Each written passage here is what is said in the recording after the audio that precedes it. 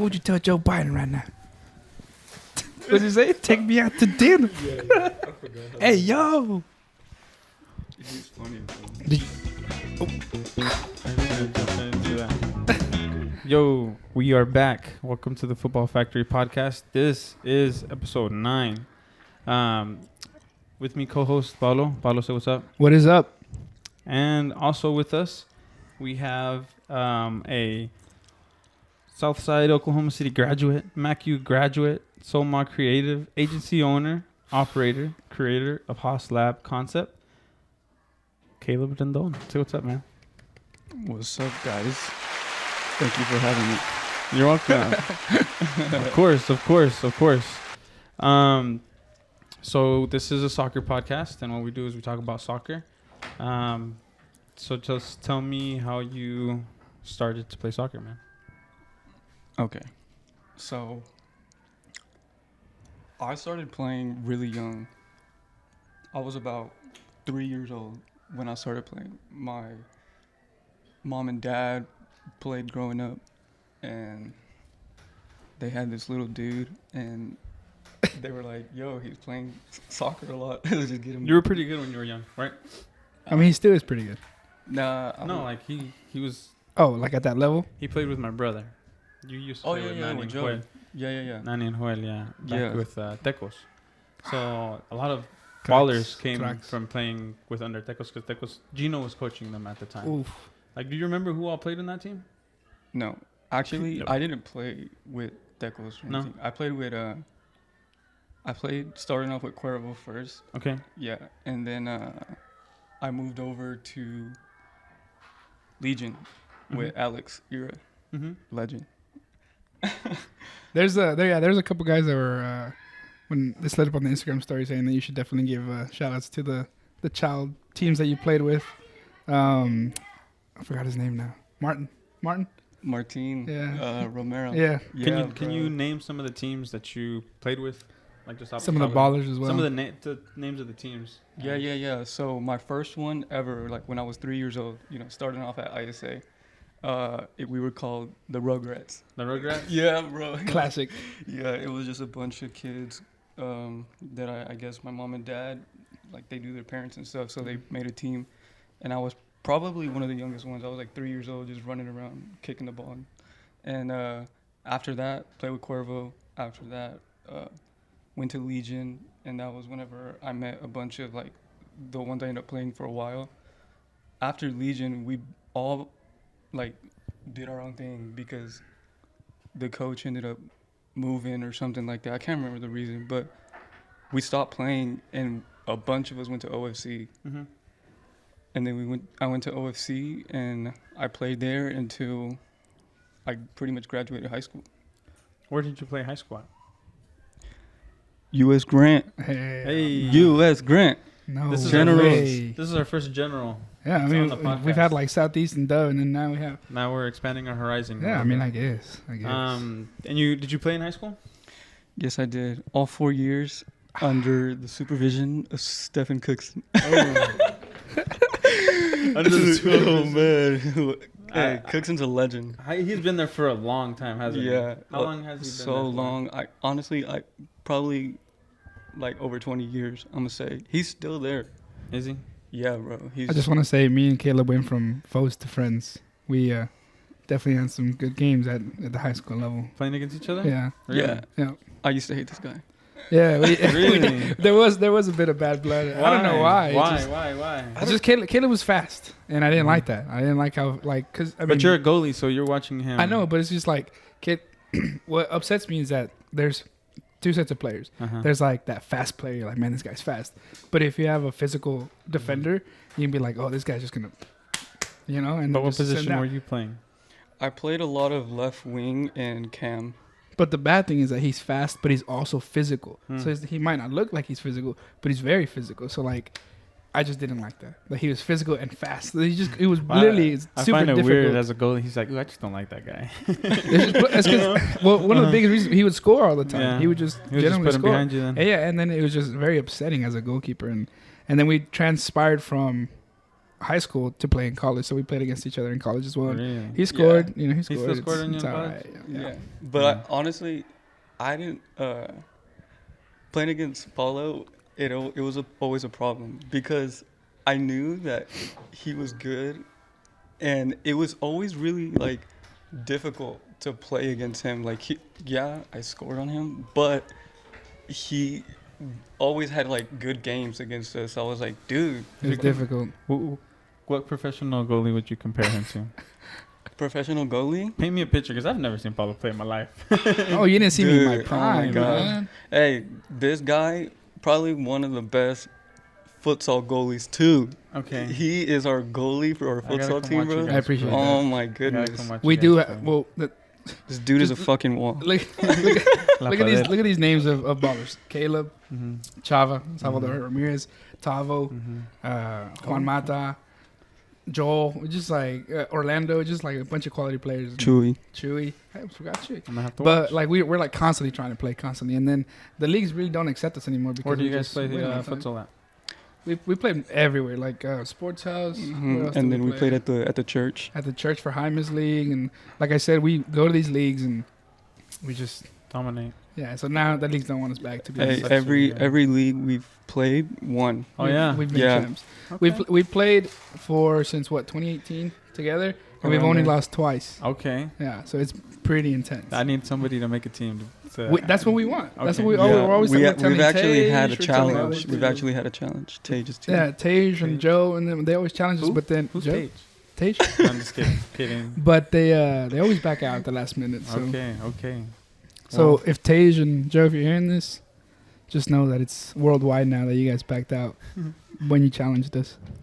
That's funny. Mic Yeah. drop. Okay. But high school. How was high school under Cookson?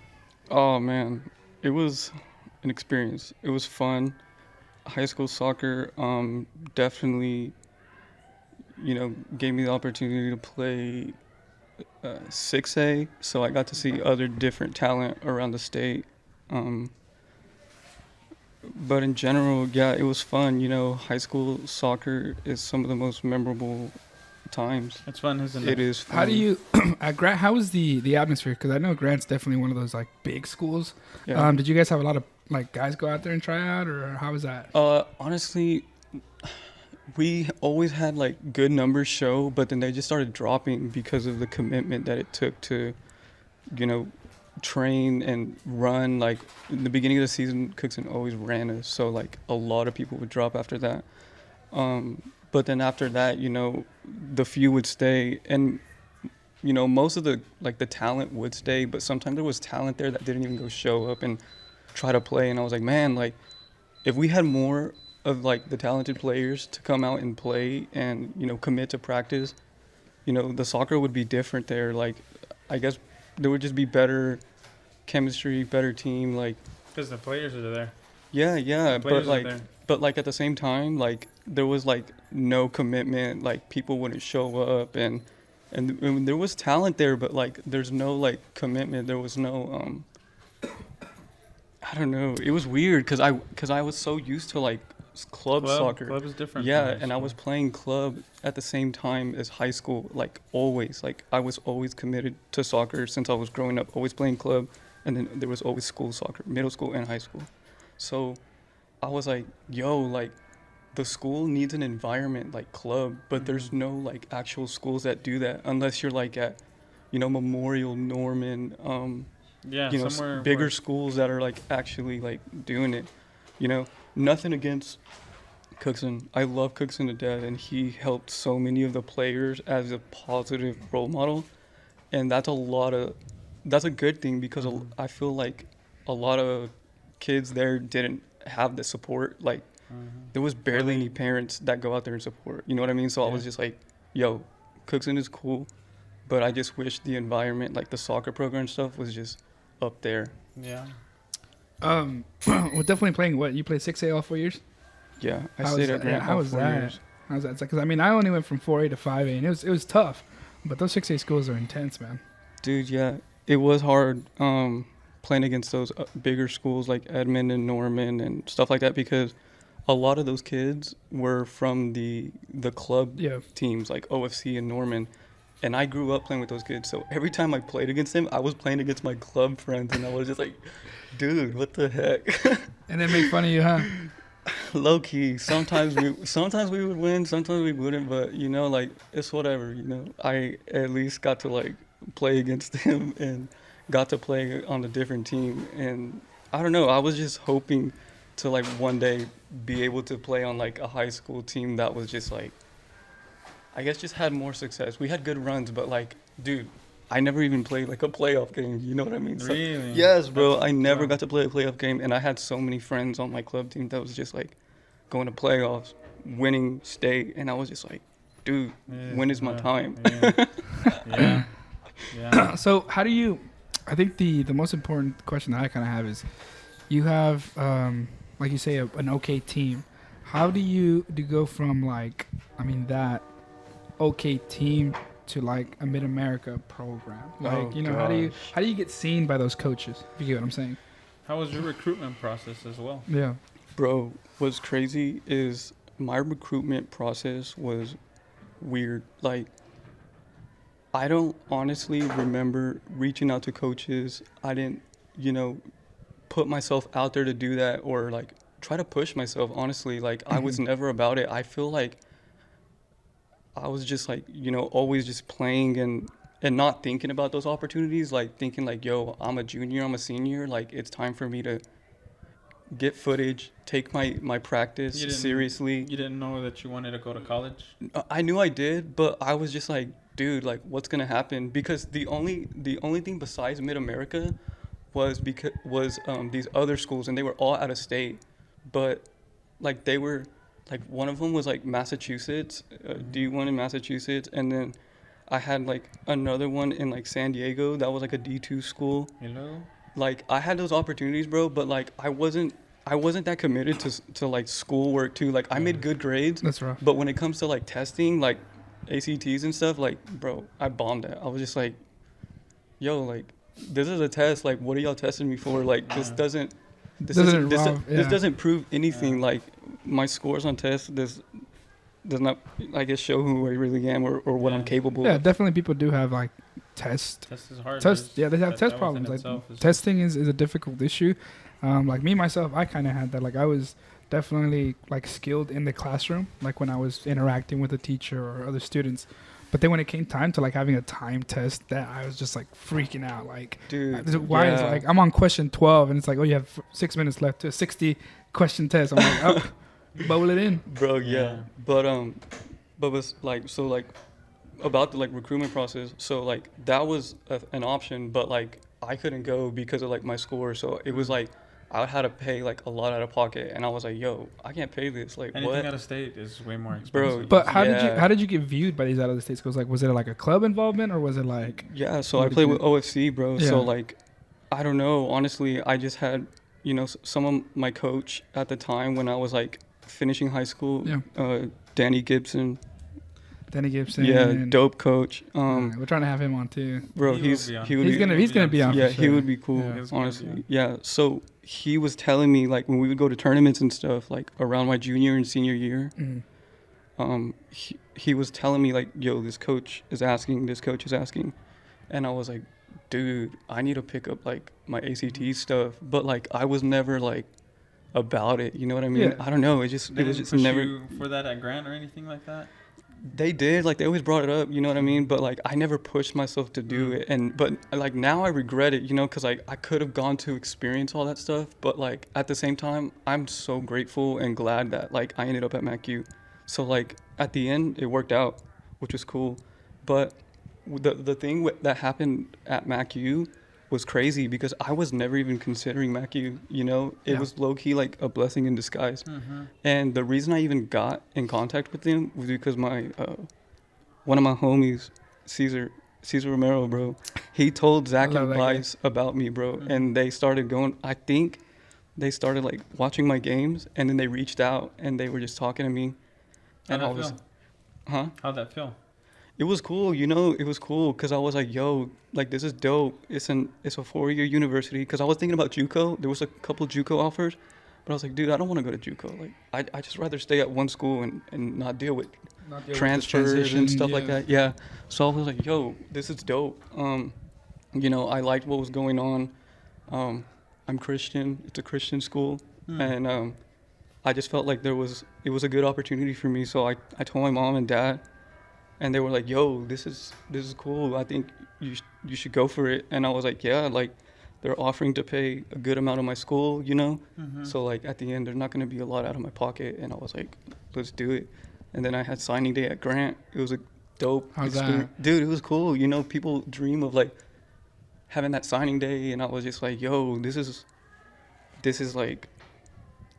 cool. It's an experience and also like a dream, Yeah, at that point, it was cool. It was it was a good experience to soak it all in. I was like, yo, this is dope. At that point, had you seen somebody else sign before, or like were you like, man, I'm gonna see this person and I'm gonna do that? You know what I'm saying? Because I had that with Joe Alvarez. He signed to ManQ. Yeah. And then so I was like a sophomore at this point. And I was like, yeah, I'm gonna go ahead and do that whenever I. Who signed did you get to see? I saw I saw Mata. Martin Mata. Yeah. And I saw he was going to MACU too. And dude, Mata was a beast in high school. His first name is Martin? Wesley. Oh, okay. I was like, wait, I was tripping. Because he plays with us at the thing. We call him by his last name, Mata. Yeah. And he's Martin. I was like, what? Yeah. He told me his name was Wesley, so I was tripping. Yeah, I didn't even know his name was Wesley at first. But it's weird. But then he told me and I was like, dope. Yeah, he's good. Yeah, bro. Yeah, so I saw his signing and I was like, damn, that's a cool like feeling, to like sign for a school. You're gonna go play soccer and study. Like, at my school they didn't allow us to have a signing day. What school? When I went to Duff, even though we got a scholarship. Why? Because it wasn't gonna be a full ride, is what they told me. That's so messed up. Yeah, that was whack. That's messed up. Boya would have ended up getting one, and I would have gotten one as well. Right, it's like the most beautiful experience you ever. Yeah. It's like all your friends and family are there. Everybody's just looking at you just to sign a piece of paper, bro. It was so bad. It was so bad. So cool. It was so bad. We didn't even get to have the ability to play state because our coach wouldn't go to the meetings. That's intense. My god. Yeah, we actually had that too. We, me, Tavo, and Chewy for like all state. You have 2 players, and sometimes if your keeper's good, you can nominate your keeper. We had I like Caleb says, I was all right. I was decent. I was a pretty good goalkeeper for the division that we were in.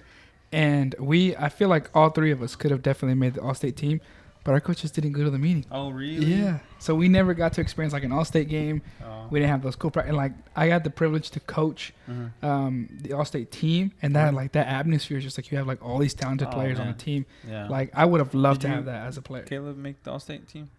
Yes, I did. Hey, tell us about it. God. Tell me about the all-state. No, I don't want to hear this. Yeah, no. I'm just kidding. Do tell, please. Go ahead. How was that? You're picked as one of the best top players of the state. How does that feel?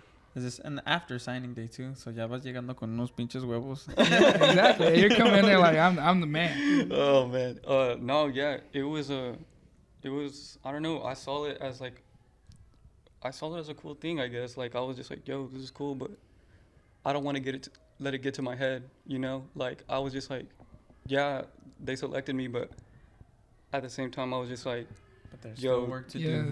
There's still so much to do. There's still so much to prove. Like, why let this title get to you and think you're gonna go in and now you're some badass or something. But besides that, like, it was an honor to be recommended as like one of those players. Who were some of the players that you remember that played on that team? Because you graduated what? Probably played with some club players too, right? Yeah, I did. When did you graduate? 2016. Oh, so we graduated the same year. So yeah. Who'd you? See, we could have. No, wait, never mind. They 6A. But who'd you like? What are some of the names? So one of them was actually Cesar Romero, my homie. Nice. Yeah, but the crazy thing is that Cesar got hurt his senior year, broke his ankle, and I was like, dang, that sucks, bro. And yeah, it sucked because I was looking forward to playing with him. Yeah, but ended up not happening. Where did he go to school? He went to Southmore. Oh, okay. Yeah, but like besides Cesar, Mono was on that team. Okay. Christian Hernandez was on that team. Yep. Who else was there? Bro, a bunch of ballers, bro, for real. Oh, you know who's our goalie? Junior Ira? Yeah. He was our goalie. I had some friends from club that was on there. Landon, was playing with us, some kids from Norman. So just a good little mix of like everything Yeah, that you've had before. UConn. So like you had your, your players and then your club players kind of mixing. And then you do a couple Yeah, practices that and too, a couple right? and a couple other kids from like other schools. Nice. But yeah, it was a good team for Did you sure. win? No, bro, we lost 2-1 to the East Side. The East Side's always be, man. Hey, they Silly. had good players too. They had a bunch of club players from like TSC. Tulsa. Yeah, so like it was cool because I got to play against those kids in club as well. Yeah. So it was a bunch of familiar faces playing through the club system at the state. You Yeah. know. It all Yeah. leading to that route. And I mean, Tulsa definitely is doing something that OKC is definitely not doing because their programs are literally insane. Like So- at the high school level and club level. Dude, So we need to figure out what's going on So over it's there. safe to say that you guys have to play club to be top. Like there's no getting around it. All these players. it's that are playing- recommended. I would say it's highly recommended. Yeah. How early did you start playing club? It was pretty early, right? pretty early because as club started as early as with Legion, bro. Like that was low key Cuervo club. was club too, I think. Well, yeah, technically, but it was just like mainly like indoor stuff, you know. So it Mhm. was just like that little indoor team type deal. But club really started kicking off for me with Legion around like, dude, I can't even like probably like 7 or 8 years old, and then it led from all that to OFC, and then when I got to OFC, I feel like that's where like I started, looking at soccer more. Taking it more serious. Taking it more serious, yeah, because like I saw that we were starting to get like coaches from overseas, and I was like, yo, this is cool. Like you only hear of overseas coaches in like college or in playing at the top levels, and I was like, this is cool. Like we're definitely gonna get to learn more and Yeah, when those understand the game. when those accents come in, you're like, man, this is real. You'll This run is it. real. I'll run a little bit harder. Okay. I'm like, when he says, instead of saying 3 laps and he says tree, that's when you know it's Mhm. intense. Okay, please. No, yeah, it was cool. It was dope. And then MacU. Man. So you went to MacU. How was it coming into preseason your freshman year? Oh man, it was transitioning from high school to MacU. It was definitely it was different for sure because I was like, yo, this is college ball now, so like it's different. Like the commitment is like, it's Everyone there is committed. yeah, bro. Every single person's everyone is committed. committed. Everyone's Everyone's good. Everyone's Yeah. fighting for a spot to play, Yeah. and like it's for real now. Like this isn't high school. Like this is for real. So Who was your I coach? saw it. Evan Dressel and Zach Bice. They were my coaches. Yeah, because in high school you can be like the really good player and just kind of like chill. Like my spot's pretty much reserved.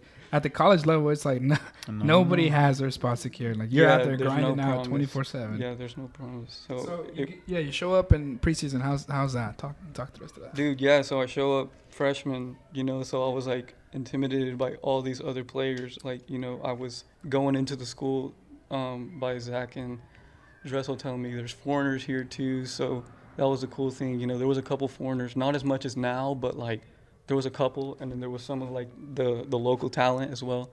But going into it, it was 3 a days preseason. 3 a days? Bro, yeah, in the beginning 3 a days, and then it started dropping to 2 a days, just Nice. because like in the beginning they just want to get you ready, bro. Like, That's insane. Yeah. I've never. What?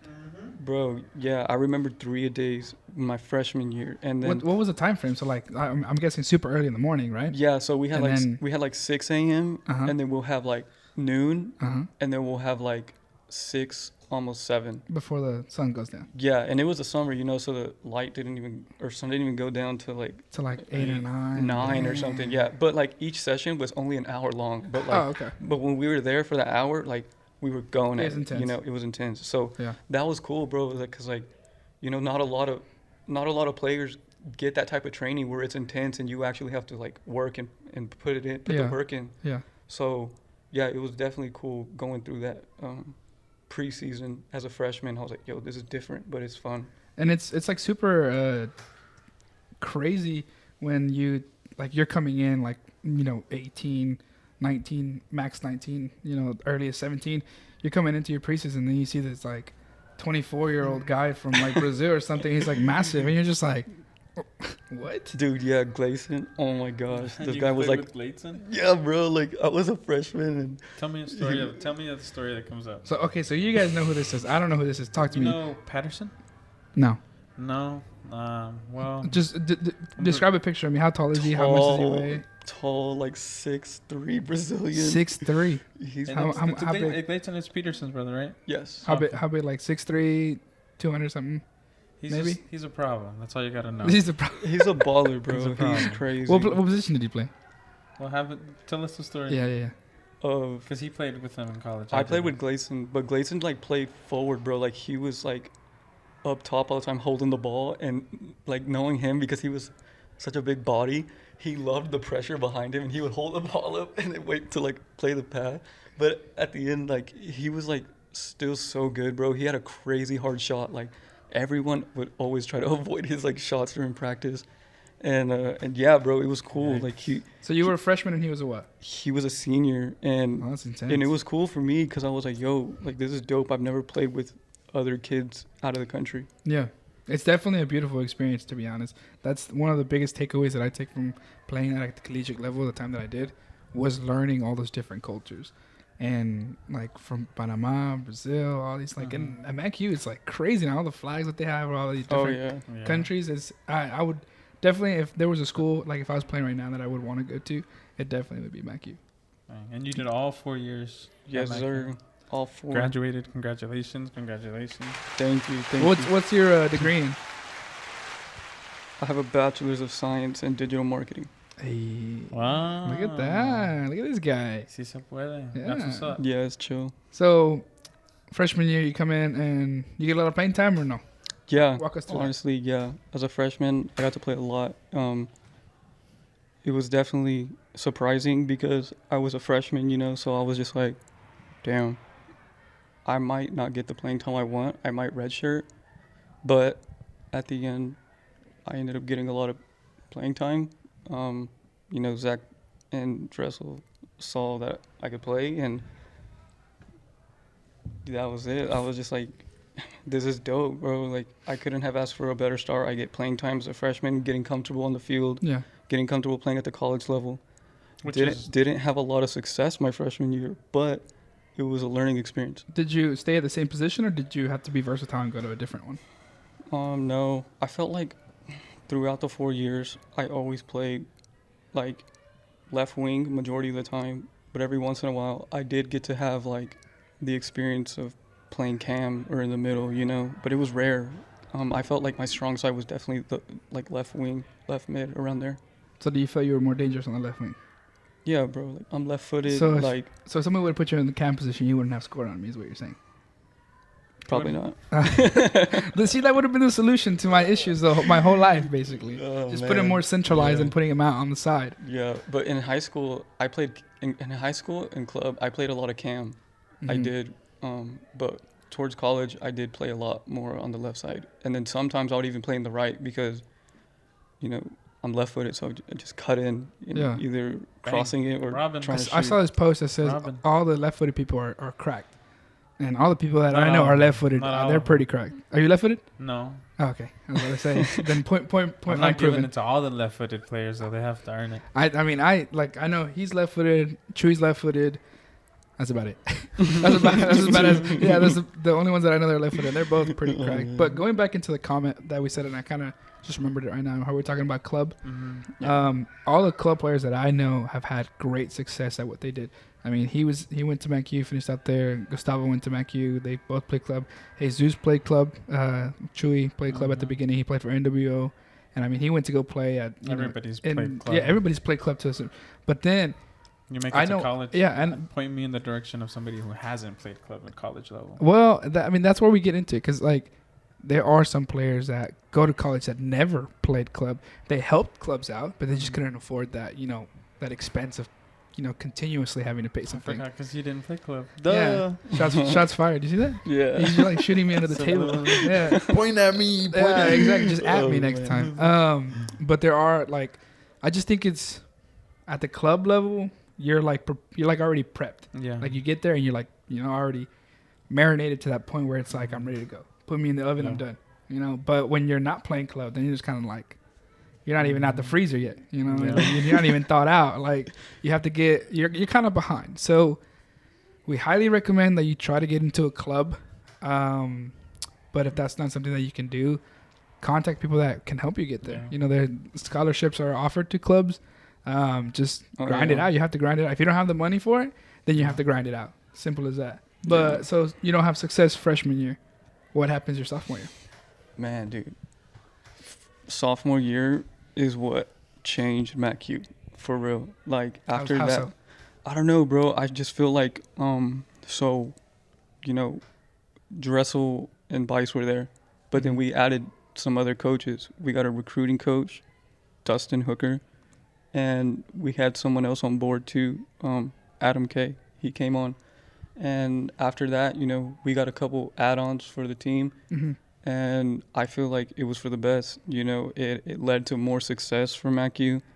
You know, more coaches on board. I feel like, you know, different ideas were thrown, but like at the end, it ended up working for us because we got to, you know, have a better season and progress the soccer program.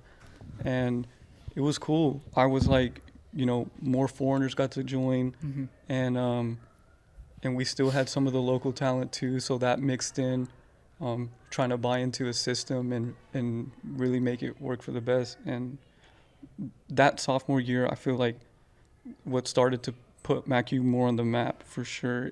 We got more wins, and we started playing more, I feel like, as a team.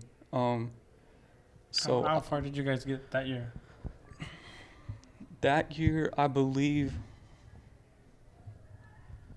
Well, they went to Florida that year. We went to Florida that year, but I didn't get to go. So like there was definitely progress, but like, you know, we ended up going to like the Christian Nationals, but I didn't get to go because I got in trouble. That was your sophomore year? Yeah, man. I regret it. Trouble.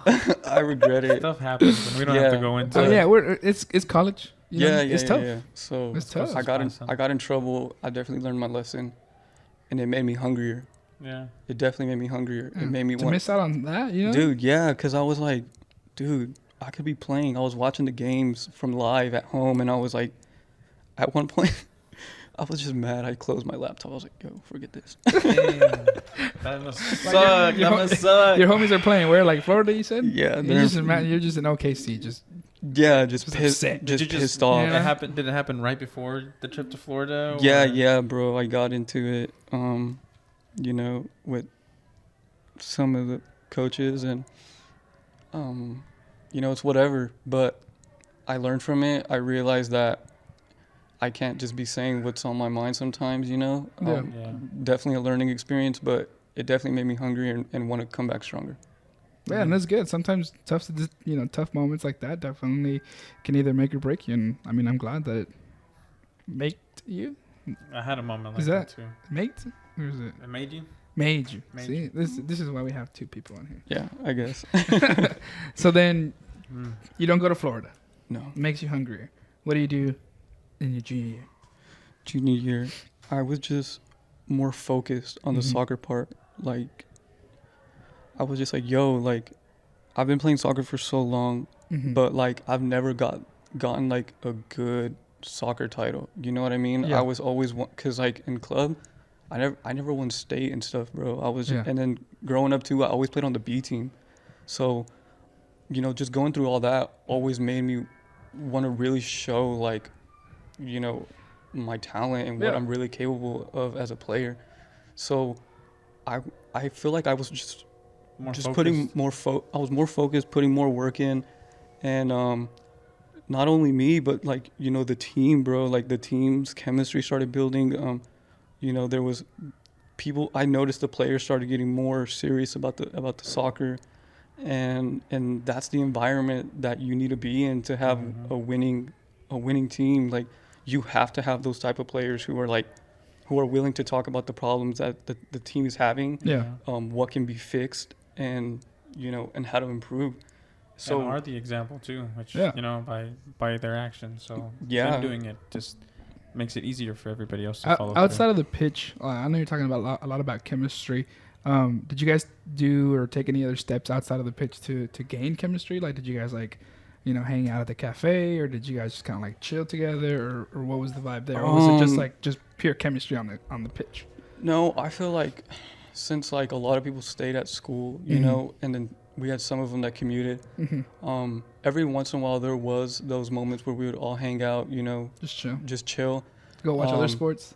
Huh? Go outside the sports play, like go watch a basketball game. Yeah. Every once in a while, Yeah. But like, I feel like that part of like getting to know each other as a team and stuff like didn't start taking off until like my senior year. Like it got stronger, but my junior year, it still was like getting there.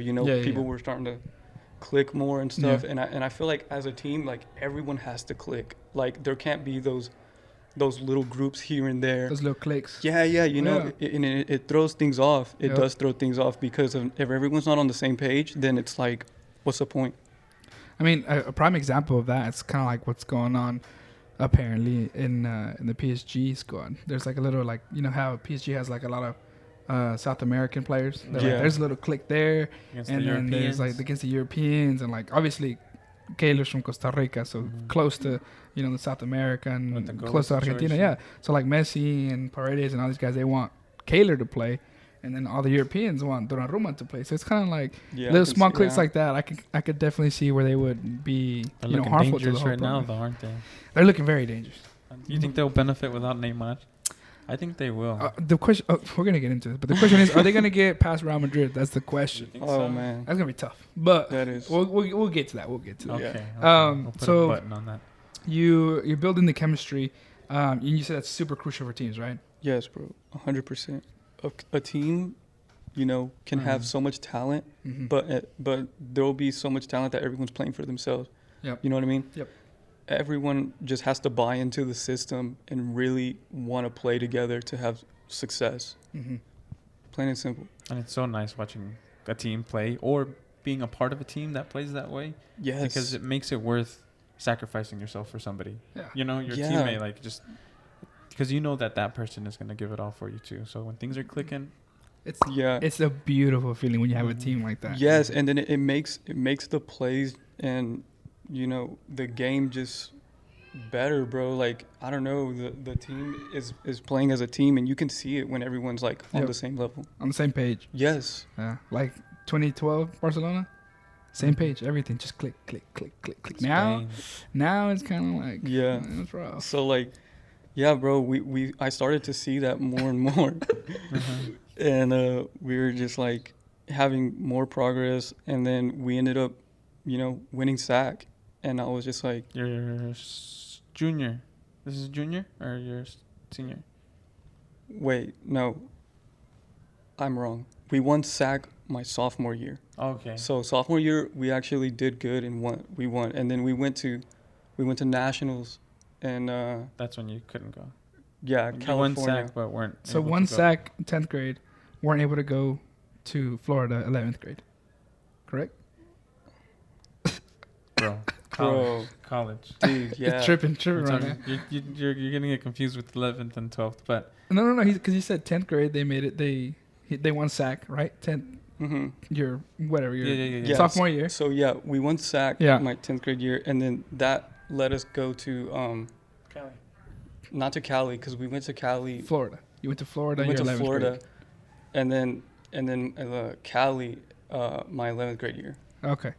Yeah, So but we're kind of getting there. Oh, okay. yeah. when Sorry, there was a lot, bro. by Like, USAO. in college, like there was so much that happened. I was just like, That's good. it's it's a blur now, bro. For real. So you played USAO at the. That was the USAO win, right? Yes. Okay. Big game. cleaning the streets. Luis Santana was on that team too. Santana.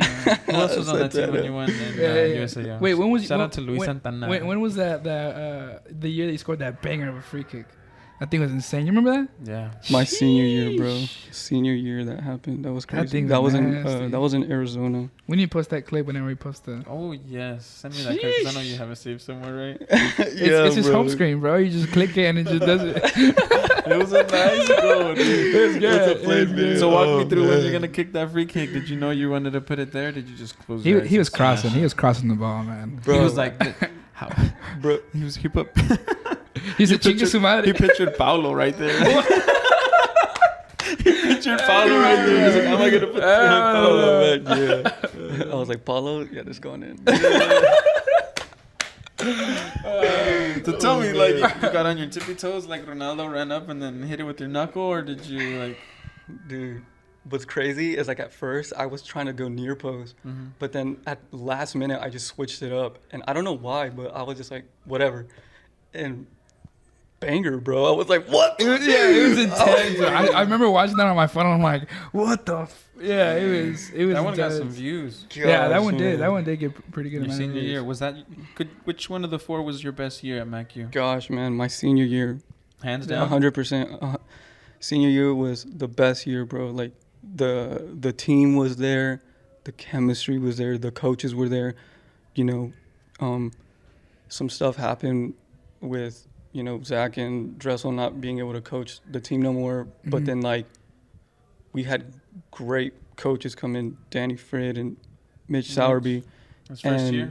Yeah, out to dude. Danny. We had Danny on the other day. Yeah, we had Danny on the other Shout day. out to Danny. Shout out to Fred. That dude, he's awesome. Awesome really coach. Yeah. He likes raising canes. And He does like Raising Cane's. yes, Only on cheat days though. I love the Canes too. You It's- do? Yeah, I love it. Who doesn't like the Dude, Canes? I it's haven't had it in a while. so good. But do you like the Canes? I like the Canes, but Okay. I have been obsessing over Cajun Corner on Expressway Council. No way. Boy, that Don't. jumbo popcorn chicken Cajun with the Corner? extras. Yes, Cajun. No, yes. I like how last week I brought tortas and he was like, "Oh yeah, we're gonna bring something for the guests." Man. Do you see anything? No. But he's over here talking about Cajun Corner. He I- could have I brought. the I He hospitality. could have brought the I brought popcorn chicken. hospitality. No, no way. I appreciate the cookie though. Yeah. See, I got my boy. But Fix that, okay. yeah, we had him on. Great guy, very great coach. So your senior year, what was the atmosphere like? Dude, Talk to us. the atmosphere was probably the best atmosphere that you could ask for a team. Like that team and that year was the type of soccer I've always wanted to be a part of. Like they literally changed the atmosphere. They changed the way we play. You either like bought into the system that we played or you You're out. were out. Yeah. That was it. It was all about buying into the system, being committed to going to practice, putting in the work, not only on the field, but off the field. You had to have your grade zip. You had to represent MacU Yeah. and the soccer team in a professional way. And they literally made, our program the most professional ways possible. Like they made you feel like that was an academy. And I think that's what made everyone get on board. It was like, yo, they're for real. And like, if you don't buy into it, you're out. You're out. But is that what you mean by like the coaching staff? Like they did that? They changed that culture or what? Yeah, bro, 100%. Like Mitch and Fred, like they literally changed the way the program was going, and it was for the better. Like senior year, bro, was insane. We had an insane team, had a lot of success, and we had a good record. We had like 20 wins, bro. Like, and then we ended up going to SAC. We lost SAC semifinals to USAO. Whatever. USA had a crack team. They had They had a did. good squad too. Bro, they did. I was so mad, bro. Like, I was like, dude, this was the year that we could have won it again. We could have brought the SAC, final to MacU that year too. But for some reason, and what's crazy is we played USAO earlier that season at home, and we popped them 4-0. So like, just a whole different. bro, honestly, like, some teams, sometimes they'll go into some games and they're like, oh, we've played this team before. Like, they don't go into it as hungry as the other team. Yeah. So like, I feel like that's what like messed up. That's where we messed up. Yeah, they just wanted it more. Yeah, bro. And we didn't see it like that. We let it get to our heads, and we didn't go into the game with full gas. And I feel like that's what messed us up.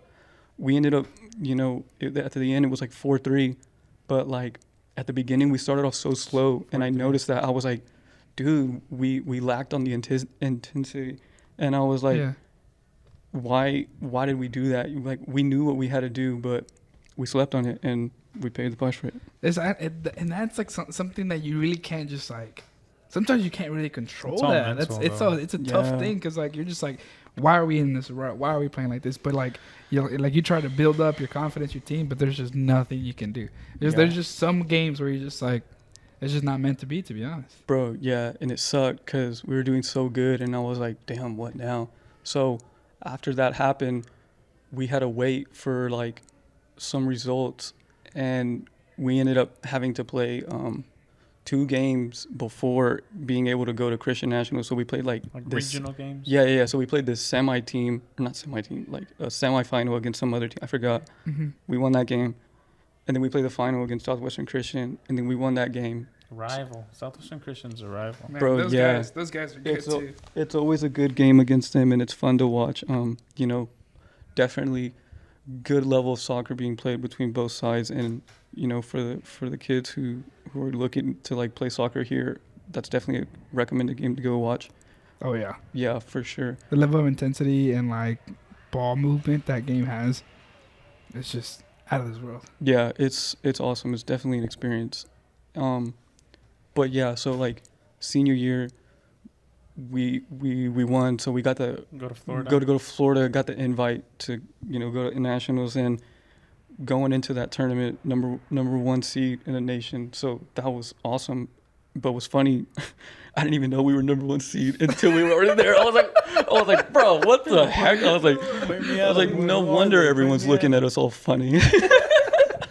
I didn't even know, bro, because I was just like, I don't know, bro. That year, I feel like just everybody was just like tunnel vision. Everybody knew what they wanted, and yeah, bro. So we ended up going there, but like there was a weird situation where we could have had they were talking also to like the national program that was going on, and in Cali that same year, and that was for NAIA. We went to the NCCAA tournament, like Christian Nationals. Yeah. So we ended up going there, and I remember like Mitch and Fred, they all pulled us aside, and they were like, pretty much telling us like we deserved it, like to go to California, but it didn't go our way, so we're gonna go to Florida and prove a point. And Mitch talked to us. Was it the speech or what? Like, I feel like it was the speech, bro. Like literally, Mitch always like his speeches always motivated me. I don't know about the rest of the team, but like he always like had something good to say and like said it in the most professional way, I guess, for a team. yeah. And I feel like that's what pumped me up about senior year. It was just like, it just felt like professional, yeah, bro. And I like that, 'cause everyone's soccer dream as a soccer player, like, to be at the professional level and live in that environment, bro. So like it was cool. And so when Mitch said that, he's like, we're gonna go make a statement, bro. It was strictly business when we went to Florida. Like Mitch and Fred made it like clear that we're gonna go to Florida. It's a beautiful place. To where we're going, we do a play in Orlando, and he was like, but we're not gonna go there for fun. Like, this is a business trip, and we're gonna go take care of business, and that was it. Business trip, intense. Yeah, bro. We didn't even get to go to the beach. Dang. I was like, in my head, we were on the airplane. You know what they did? They put tape on your door. Hey. Look at this guy. I'm learning. He's learning as we're going along. Oh man, yeah. But like, it was fun. We got to stay at this dope resort, and so like that, I feel like that's what helped us, like, just staying, like, because we had a cool resort, bro. Like, we got to go hang by the pool, like, whenever we were trying to chill, or just or just like chill in bed and just get mentally prepared for the games and stuff like that. So like we got there and we kind of know what was up. We went and checked in, chilled, got to go train, and we got to play at an awesome facility. Like, it was really nice. Fields were like carpet, bro. Just awesome fields to play on. And then we're there. We won first game, second game, semis, and then final, bro. And then And then the final, like, we really got to, like, show what we were truly working for the whole year. Like, that game, like, all the pieces, like, came together. Your Like, final senior game. yes, at bro. MacU? Yes, like, that game, everybody played the way we've been wanting to play, like, the whole time. Like a movie. Everything just felt good that whole game, bro. Like, we played this team from Indiana, Grace College, and bro, we won 5-0, and it was like unheard of. I was like, every goal that went in, bro, it was just like, you felt it, bro. You were like, Did you score?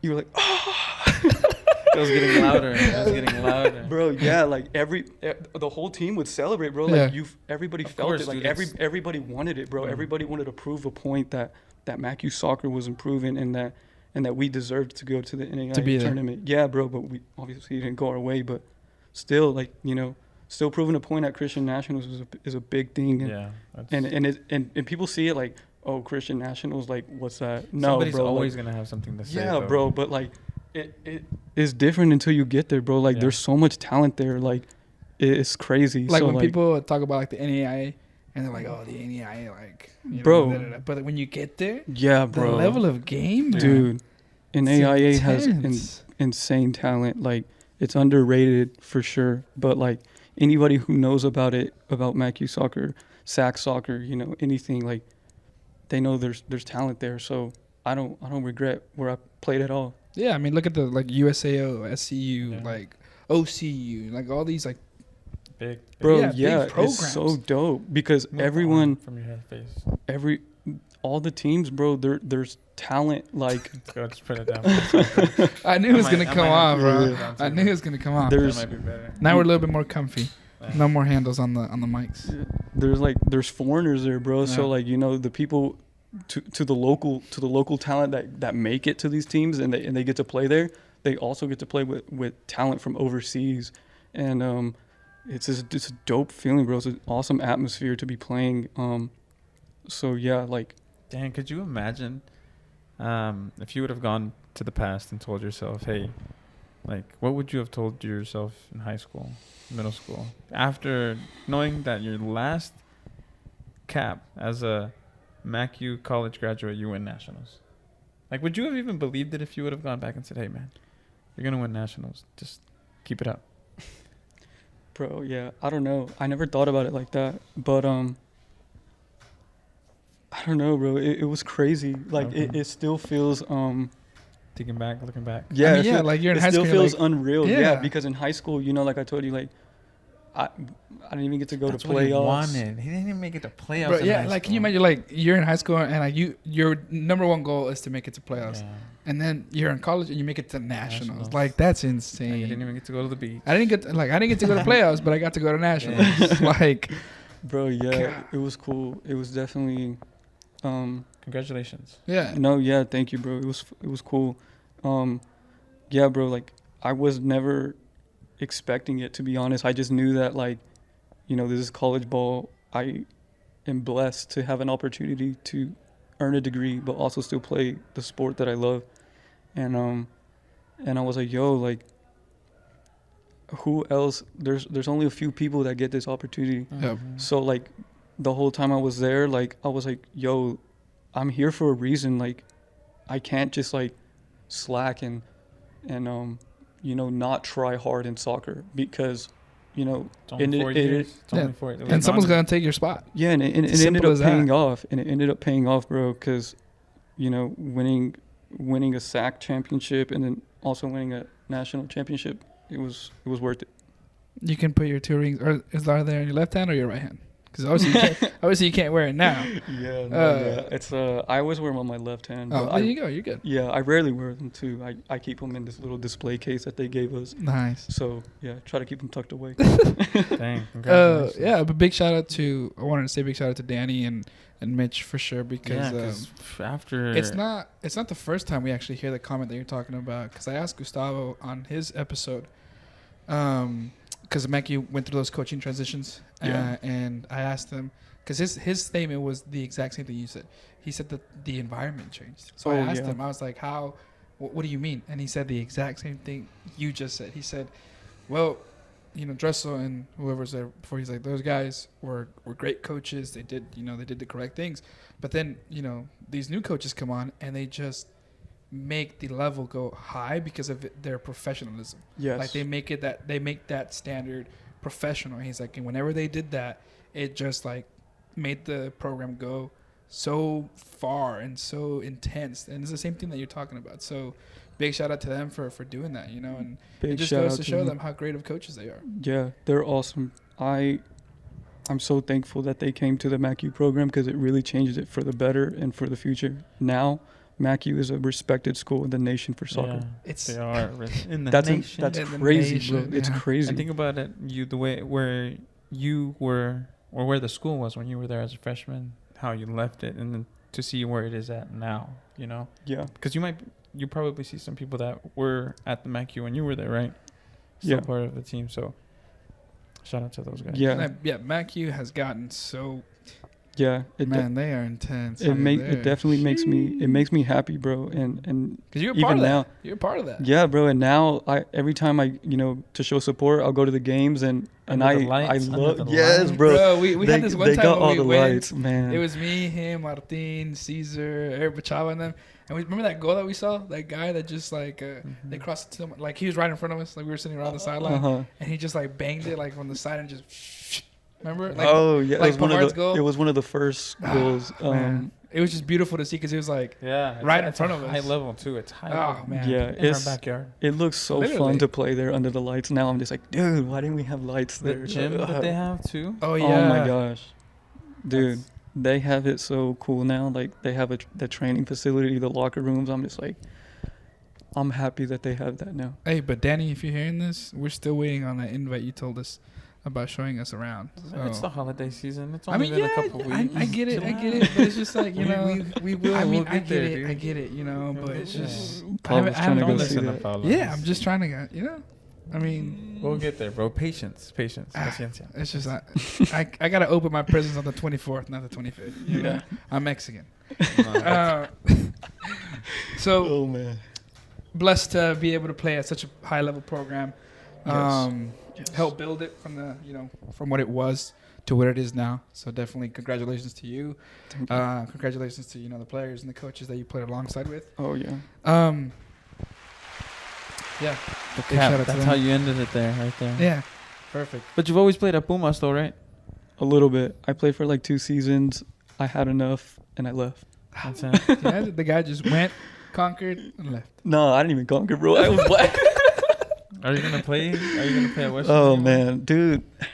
It's so fun to see all your friends playing in the same league, familiar faces, but dude, the Western fields are just They're so bad. They're so bad. They're so bad. It's not it, bro, and it's sometimes like hard to play simple soccer, bro, just because of the bounces and everything. Like, yeah, people are going to be like, "Oh, don't be a girl, like just control Everybody it." plays But like on the same pitch. yeah, but it kills the game too, bro. Like it killed the game so much to where it's like it's frustrating and it's just like it really dude, is. I'm not gonna go to these games and get frustrated over soccer. What It's a about- Sunday.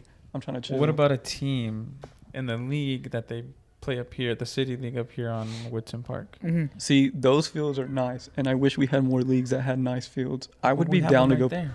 I would be down to go play there, bro. I've been wanting to, but I Yeah, haven't found a that's- team, to be honest. I know there's talks. We should make one. There is talks actually about Talks about what, Paulo? a couple investors here and there that are kind of wanting to start a real league. I'm not gonna say any names because they're still under the. It's under it's under the embargo. it's under construction right now. But Mhm. she, which is very interesting because she's Okay. taking that initiative. She's actually from out of state, so she's from Georgia, and she says that all of these, and we're gonna have her on the podcast to talk. She's just been slow playing, but she says that the No leagues in Georgia are very mixed. Like they have like the adult leagues and the kids leagues, but the fields are like kept up and this and Yeah. that. So she said like, and if you watch, I've watched some of the high school level at Georgia, YouTube videos and stuff.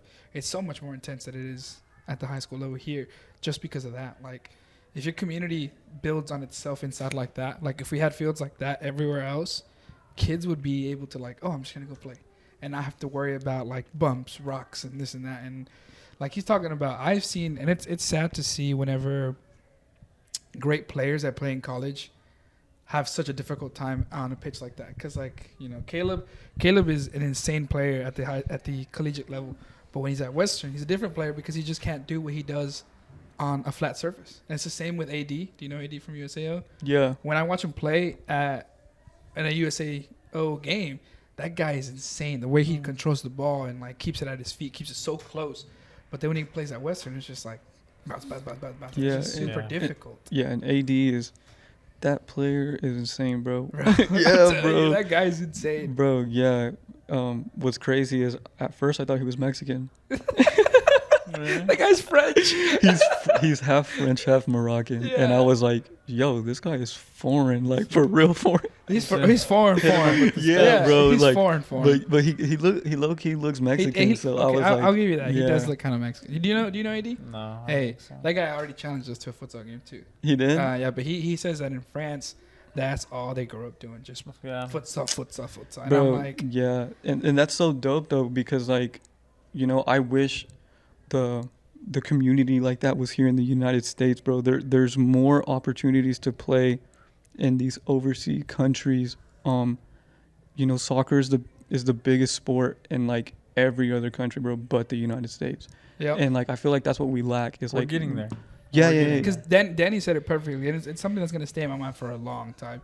He said that for the U.S., soccer is just a luxury. It's just like you have to have some sort of money to be able to play it. But like in France and England, like these guys are like, well, we just do it for free, and it's just like they all just do it for free. Yeah, and, see, that's and that's why they have the players and the success behind their teams, bro. Yep. Like they have these, the soccer opportunities are available for the kids for every kid to play, bro. And some of the most talented players in the world came from nothing. Came from absolutely nothing. From nothing, bro. So I'm just like, and this was like a conversation I was having with Rai. Shout out to Rai Ramos. I love that guy. Bro, we were talking one time, and he said like in England they have so many leagues. Yeah. There's like the top leagues, and then they just keep going down. Like there's like 9 or 10. I can't remember what he said, but imagine 9 or 10 leagues here in the United States, bro. That's so much opportunity for soccer players to play, and knowing that you're at the bottom, it gives you that, that hunger to keep doing better and improving and committing to the game, to keep getting promoted to a higher level, like and a eventually going into the MLS. If you're in the United States, who knows, might get recruited somewhere else. But we just need more opportunities and stop seeing soccer as a luxury, because it's preventing us from showing the true talent. There's some of the talent that hasn't been exposed is due to the lack of resources and funds, and it's tough. It's tough, bro. Yeah. That's why the Premier League is one of the biggest and best leagues, just because like he's talking about, just like that. The trickle down. Yeah, dude. There's like the EPL Premier is good. League, If they're and the successful, Championship. It and just, it's just the like, money just trickles down to all those because leagues. the top 20 teams that are in the Premier League, they're all the best teams. Like even like the last place, like Newcastle right now, they're having a rough time, but they are still like an intense team. I mean, you can't like compare them to like Liverpool or save something. him, bro. Yeah. Mbappe will save him after he moves over in December No way, for dude. the January no transfer way. window. What do you think? Do you think that's gonna happen or what? Yeah, they're gonna get him, but no. There's- I don't think so. I know that Newcastle should make some big moves. I mean, they're already in talks with Trippier, the fullback from Atletico. Really? Yeah, so he's coming on. I think. Okay. No, bro. I feel like a lot of crazy things are gonna happen for Newcastle in the next few years. In the Championship or in the Premier League? We'll see no. where they are I after know. the season. I think I'm just talking about the club in general because of the the Ownership. investors that Yeah. are coming in. Like, Yep. bro, they have such a budget to work with. Like, how are you not going to start from the bottom? Structure it properly with new coaches, new coaching system. What would you do? Bring Mitch and Drew? I would be like, who was it? Family of Saudi Arabia, the investors and stuff. I'd be like, look, man, you want success for Newcastle? Sign Danny Fred and Mitch Sowerby. They will change his program around. Take it from the bottom of the Premier League to the top Oh, to man. European big dogs. Dude, yeah. It's going to be crazy. It's gonna be intense. Yeah. Before we get into more of that stuff, I feel like we put a button on your soccer Right. Like that's about what Yeah. you've done. So that's pretty good. Were you gonna say jump into the next segment? I was. But is there anything else like apart What else? from What that? do you do now? What do you do Yeah. now? Like tell now I mean, post soccer. he still plays futsal. How has your transition from playing soccer every day to now not being able to do it as professional as it should, like it used to have it? Is that hard? Not Do to, you miss it? Yeah. I miss it every day, bro. It's How are you coping with the absence of soccer now? At I that try- level. At that level. I mean, because tough. it's definitely a change because my whole life I was so used to just, every week it was practice, either, club, high school, and then going into college, it was strictly just every day pretty much of training and being able to practice and train with, high level players. It was fun. It always, kept me in shape, which I kind of miss, me too. Yeah. I miss that. Yeah, now I'm Good over times. here at ISA and stuff, going out of breath. You're getting outpaced by all these younger people. Dude, Bro, I hate yeah, that. I there's absolutely hate that. there's Whenever some- somebody does that, Mm-hmm. they're super fast, and you're just like, Dude, I'm looking forward to my first over 30s Fridays game. Oh my god! I just need to find a team because I can play. I'm over 30. Yeah. this man's about to start playing in the walking soccer. Just Oh like where you my can just god, walk. bro! Walking soccer should be illegal. It should be illegal. Filled It should with, definitely- filled with the smell of icy hot and everything. and just Oh just my yeah, just God. been Have gay you played everywhere. walking soccer? Huh? Have you played walking soccer? No, bro. I think I would lose my mind playing there. I think it'd I would be just fun. start running and No just. way. I'm not going to bash it until I try it. And I'm going to try it. I've seen it being played. I'm not gonna. I'd rather just play futsal, to be honest, Futsal's bro. intense, Yeah, bro. like it's a smaller field. Like yeah, you get to run, but like I don't know, bro. It's so much more It's fun. back and forth, back and forth. Yeah, It's yeah. a lot quicker. Man, there was this one guy that we played. Mhm. That guy was Maga. Remember Maga? The Brazilian guy that we played at the very first year that we played. Remember? You don't remember? He went to like like I SCU. do. He went Yeah, to yeah, SCU. yeah, dude. That guy's insane. We played in the final Mm. and we won. I think it was like 13-6. The man scored all 6 goals, and there was nothing I could do to stop these goals. I'm telling you, we'd win every match. Like it'd be like 23-3. Mm. And the only reason we get scored on is because these guys just would mess around and they would just counter and we get scored on. And then I get upset, and then they'd be like, "Why are you getting upset? We're winning 23-3." And Paulo I'm just would like- rage. I would rage because I'm just like, I would. But this guy scores like 6 goals, and I can do like absolutely nothing. And then he goes and I think he tears his ACL. So it was rough. But Yeah, that's- he was gonna be our new signee. We're gonna say goodbye to Gustavo Urbina and bring somebody on. What? Well, that wasn't brought up to you. I didn't get the memo. They told them it was going to be you. They're gonna replace me. But that guy, yeah, futsal is a whole nother Futsal is cat, where it's man. at. It's a whole nother thing. Yeah. Maybe I'll ease into it. But what are you doing are you filling that void with something or? Yeah. So I'm filling it in with my work. Really, I studied digital marketing, and before I graduated, I started dipping my fingers into, digital marketing, social media marketing, and just started really getting some experience working within the social media industry. It was rocky at first, but like, what new thing isn't? You know what I mean? Like this. I mean, we had a. It's still rocky, dude. It's still rocky. It's still to rocky. the point where we're like, we don't know what's going on, Yeah. but we're gonna get there. No, yeah, I definitely see it, bro. I see a lot of good things for this podcast. I can't wait for it to start going on And then we video. got people coming up and helping us. Like before we even started recording, Caleb offered to help us out with some lighting, and Junior's always helping out with some pictures and videos. We're gonna make it happen. Yeah. We It's just don't working. like to talk about where we what our ideas are for it. We're just gonna do and show with actions. That's Yeah. that's So- the best way to do What it. did MJ say in the movie? Have you seen this new Spider-Man movie? No, let's not talk about it. Oh, please. okay. I was gonna say- Yeah, I haven't seen it. No, okay, good. Oh, Thank sorry. you, I was thank gonna you, yeah. some I'll spoilers. mute your mic right now so I was just fast, gonna say bro. some spoilers. My bad. No spoilers. I'll keep no it spoilers. down. Keep it down. Oh, okay. Where have you been living? It's been like Yeah, dude. 4 or 5 days. Man, I've been trying to find time, but it's been so hard with my kids are sick too. Ah, Dude, so both of them. both of them are sick. Ah, that's rough. Dang. Yeah. What's yours, Keith? You have no kids. What's Wait, your that I know experience? of. What about me? That he knows of. You don't have any kids. You don't have any kids. Why that I know haven't of, you right? seen the Spider-Man No. movie? Yeah, what's going on? So there's a reason behind that. So I have an event coming up. Uh-huh.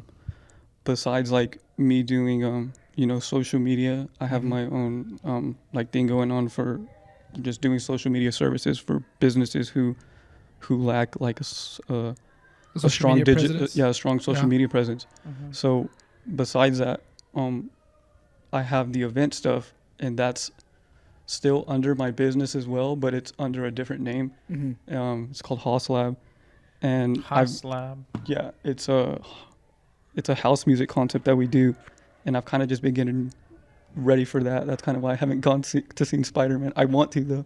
My brother Joel, he saw it, and he's like, "Dude, you have to go watch it." Dude, it's okay. Pablo, One person, no, one person Please, that I Pablo. don't ever want to talk to again in my life is Gustavo Urbina. Okay. Because that movie's a 10 out of 10, and that man said he didn't like it.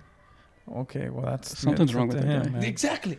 Dude, Something's wrong with that that dude's guy. sketch. Yeah, that dude's sus for sure. He says. There's no way Yeah. that movie's not a 10 out of 10.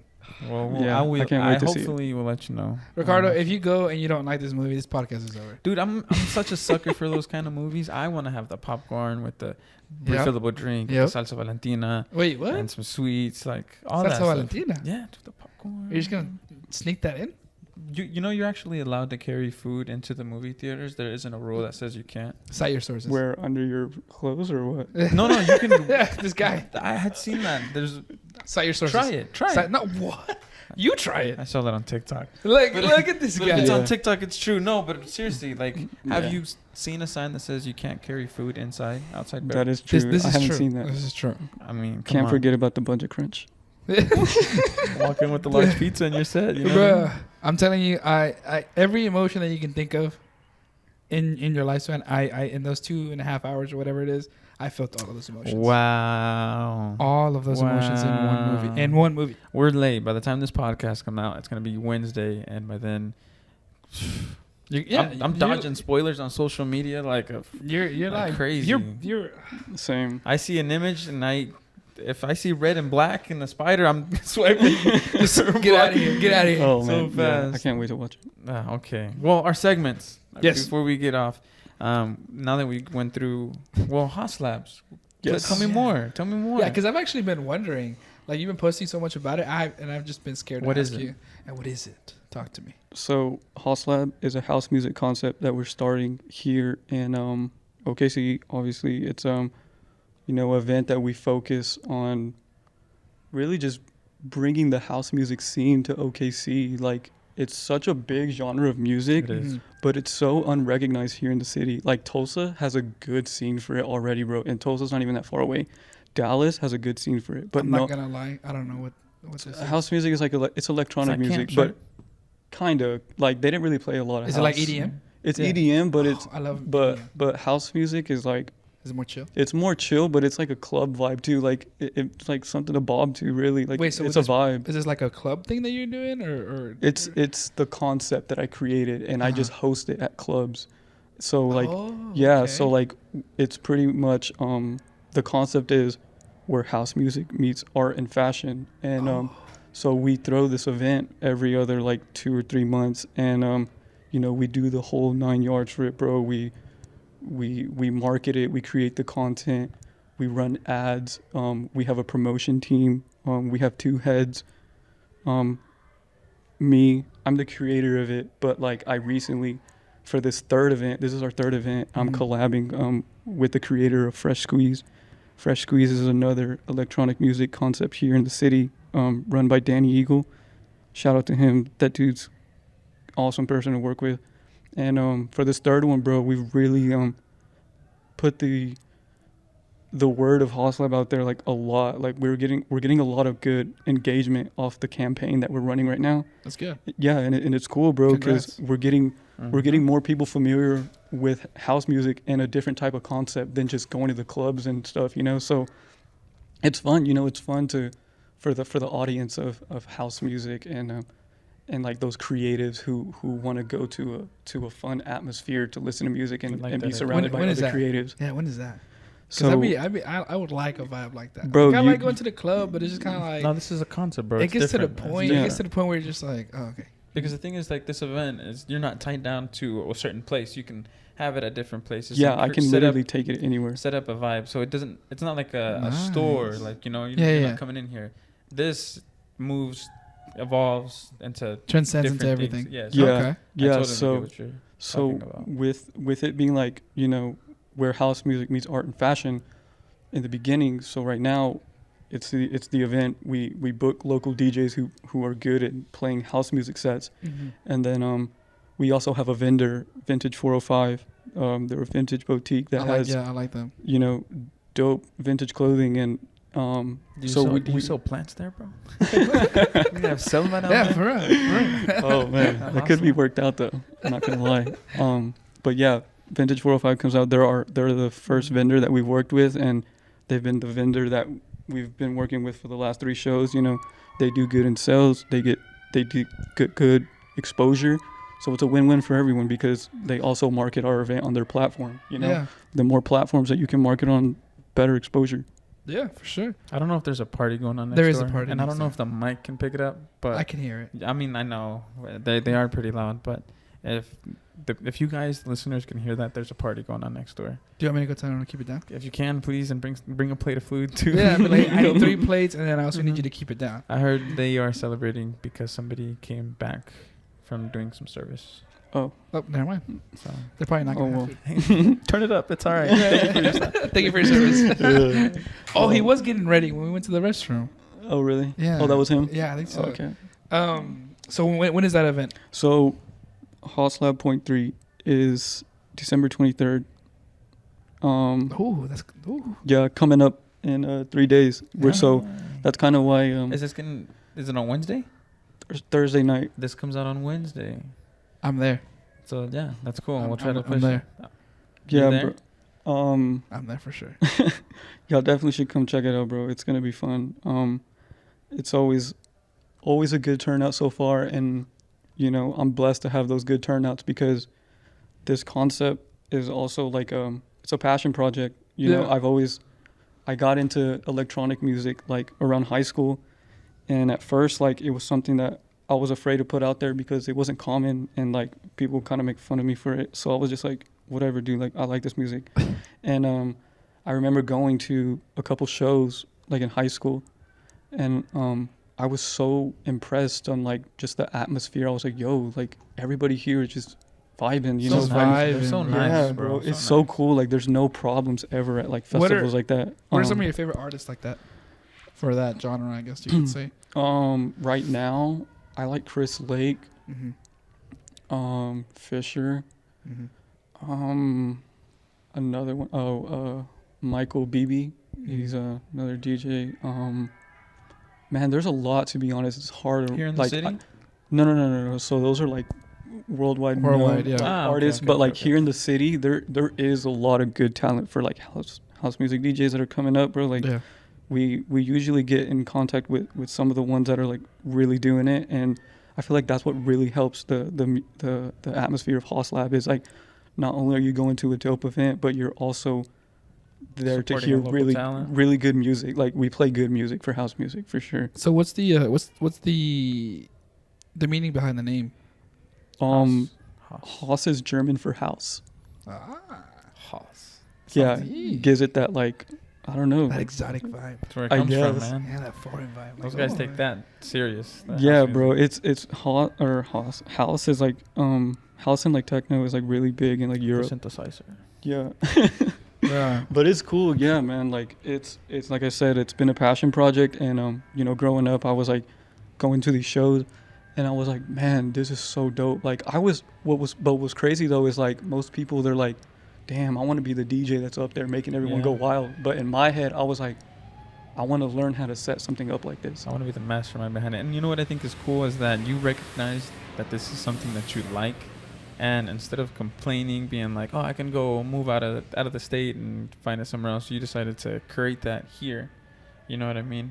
And that's dope on your part that you're just Bro, yeah, and I feel like it was the better move for me in the long run because, you know, Oklahoma is booming, bro. Like some people don't know it, but like if you're looking at what's going around, like Oklahoma is booming, and to take it to another place is a bad move because there's so much more competition everywhere else. Why not try and capitalize where there's not much going on right now? The only other city that's doing it is Tulsa, and eventually we want to expand the brand of Haus Lab towards Tulsa and other cities here in the near future. Nice. Well, congratulations on that. Thank you. Definitely into beauty. Whenever you find something that you like to do, and Paulo's it's gonna taken be there off. on Thursday. I am gonna be there Thursday. Dude. A lot of pics and definitely be there. Definitely come. Yeah. Because I know, like, I personally really enjoy just talking to people and getting their stories out. And I mean, I know Ricardo has always been talking to me about doing the podcast and something that we both like to do. So definitely kind of riding in the same boat that you're doing is where like we found something that we like to do and we're just trying to figure out how to, kind of get some exposure from It's a it. bumpy road, but we're figuring. We're getting there. Yeah, getting no, bro, it's gonna happen. The consistency is one of the main things is key, bro. The consistency, that's all it is. Yeah. My consistency with Haus Lab has led it to where it's at now. It started off as a bedroom idea, but now like it's a community in OKC. So what do I have to wear to this event? I Just got a come- plan. I got a plan ahead. All white. Bro. All white, Paulo. Just all white. It's like people are All gonna be throwing color at me and stuff. Nah, not even, bro. It's like just come It's like art like and fashion, Ricardo. Just come not like, like that, regular come regular on. fit. This guy doesn't know anything about fashion. I don't. Bro. I don't. It's okay. Anyways, Drip me out. Drip me out. Drip him out. Drip me out. please, and we'll take pictures. I want to Send see me- Paulo dripped Yeah, so out. send me like a thing of what I should wear. With some and I'll figure ideas. it out. Yeah. Okay. You're probably just overthinking it, but it won't I'm be over. anything I'm crazy. probably, like, should I wear like a Kyle Kuzma long like sweater, the pink sweater, or anything like A that? what? Or- you never seen Kyle Kuzma's pink sweater? Nah. No, Hey, you know would what I'm not talking wear about? that. You I wouldn't would wear definitely that. wear it. If it's for fashion, It's fashion. if it's For fashion, I'd wear anything for fashion. for This guy's fashion, wild. You wouldn't wear that anything, at all. bro. He looks like a slinky that's been pulled too hard. For real, he does. Little Look, stretched that's out the in first his thing feet. that pulls up. Kyle Kuzma's sweater. Look at Yo, yeah, some of these players are letting the this. Look at this. What? Okay. Yeah, he What looks is like that? That's doing too much. if the wind blows hard enough, it'll catch him. And Yeah, it's like he's sailing. It's like he's a boat. All right, let's transition into. the things that happened this week. Yeah, it's our favorite. So this is part. what we do: is we'll be talking about soccer things that happened this week, Bet, let's go. and if there's anything that came up, and we just bounce ideas and opinions off of it. Yeah. Paulo seems very excited, so I'm gonna let him I'm very excited. pick. Well, first of all, something that happened this week that you might wanna I went talk ahead about. and posted on my personal Instagram some questions to see if Did you get some que- people? there's a couple questions out Oh, there that wow, okay. that I'm intrigued about. Some that I kind of want to ask, some that I probably shouldn't ask. Why? They're Inappropriate? they're a tad inappropriate, but I'm down to hear them. You're down to hear him. I'm down to record him. I'll see if I can remember so how to they- edit that stuff out. so we'll start with the little easy ones, little easy questions here and there. Did you really get a lot of questions? Yeah, I did. That's Most crazy. of them No most of them were problem. from the same person, but yeah. Okay. All right, Nike or Adidas? Oh, okay. That's a good That's a one. great question. Shout out to Junior_Lopez10, whoever I'll he answer is. that after. And then you answer that too, Paulo. Me? Even though I think I know what you're gonna Yeah, say. for me it's Adidas. I mean, look, I'm wearing an Adidas Yeah. Argentina jersey. I just think, like, for me it's just like growing up. It's just the stripes have definitely meant soccer. Tradition. I You feel know what I'm that. saying? The Yeah, stripes. I feel that. I like Nike more, to be honest. Wow. I thought he was gonna say Puma. Yeah, I think it's, yeah, he's gonna just switch Nike. it I'm up. Nike as well. Yeah, I like Nike. Nike. All right. Just following the crowd, Ricardo. No. What's your? Sorry, I have one. Go ahead. What's your shoe to go to? Are you a Vapor guy, a Tiempo guy, Copa guy? Copas. Right now I have Superflies. Ah, Superflies. Like the high tops? Yeah, the Ronaldos. Okay, Those give me that leads blisters. perfectly into this question. Ronaldo or Messi? Damn, that's a hard one because honestly, I have Ronaldo as my background. Can you even see with that screen? Damn, put me on blast. I bro. mean, I'm just saying, like, Caleb said when I somebody haven't calls, got- I I hear. haven't got a new. Can you screensaver. But you know what's crazy though? Like Mm. I catch myself watching a lot more of Messi videos than Ronaldo, but I do still like Ronaldo as a player. I didn't have a favorite growing up because I just always enjoyed watching Yeah. both players. Like it's hard to not want to watch one of them. You know, like they're both so talented and just good role models to look at. Me. you have questions? No. Okay, so we'll keep I like going. this segment, Paulo. Yeah, we'll keep going. We're gonna do this every Well, week. yeah, we should probably do this. Yeah, that's dope. Are you more of a pic guy or a video guy?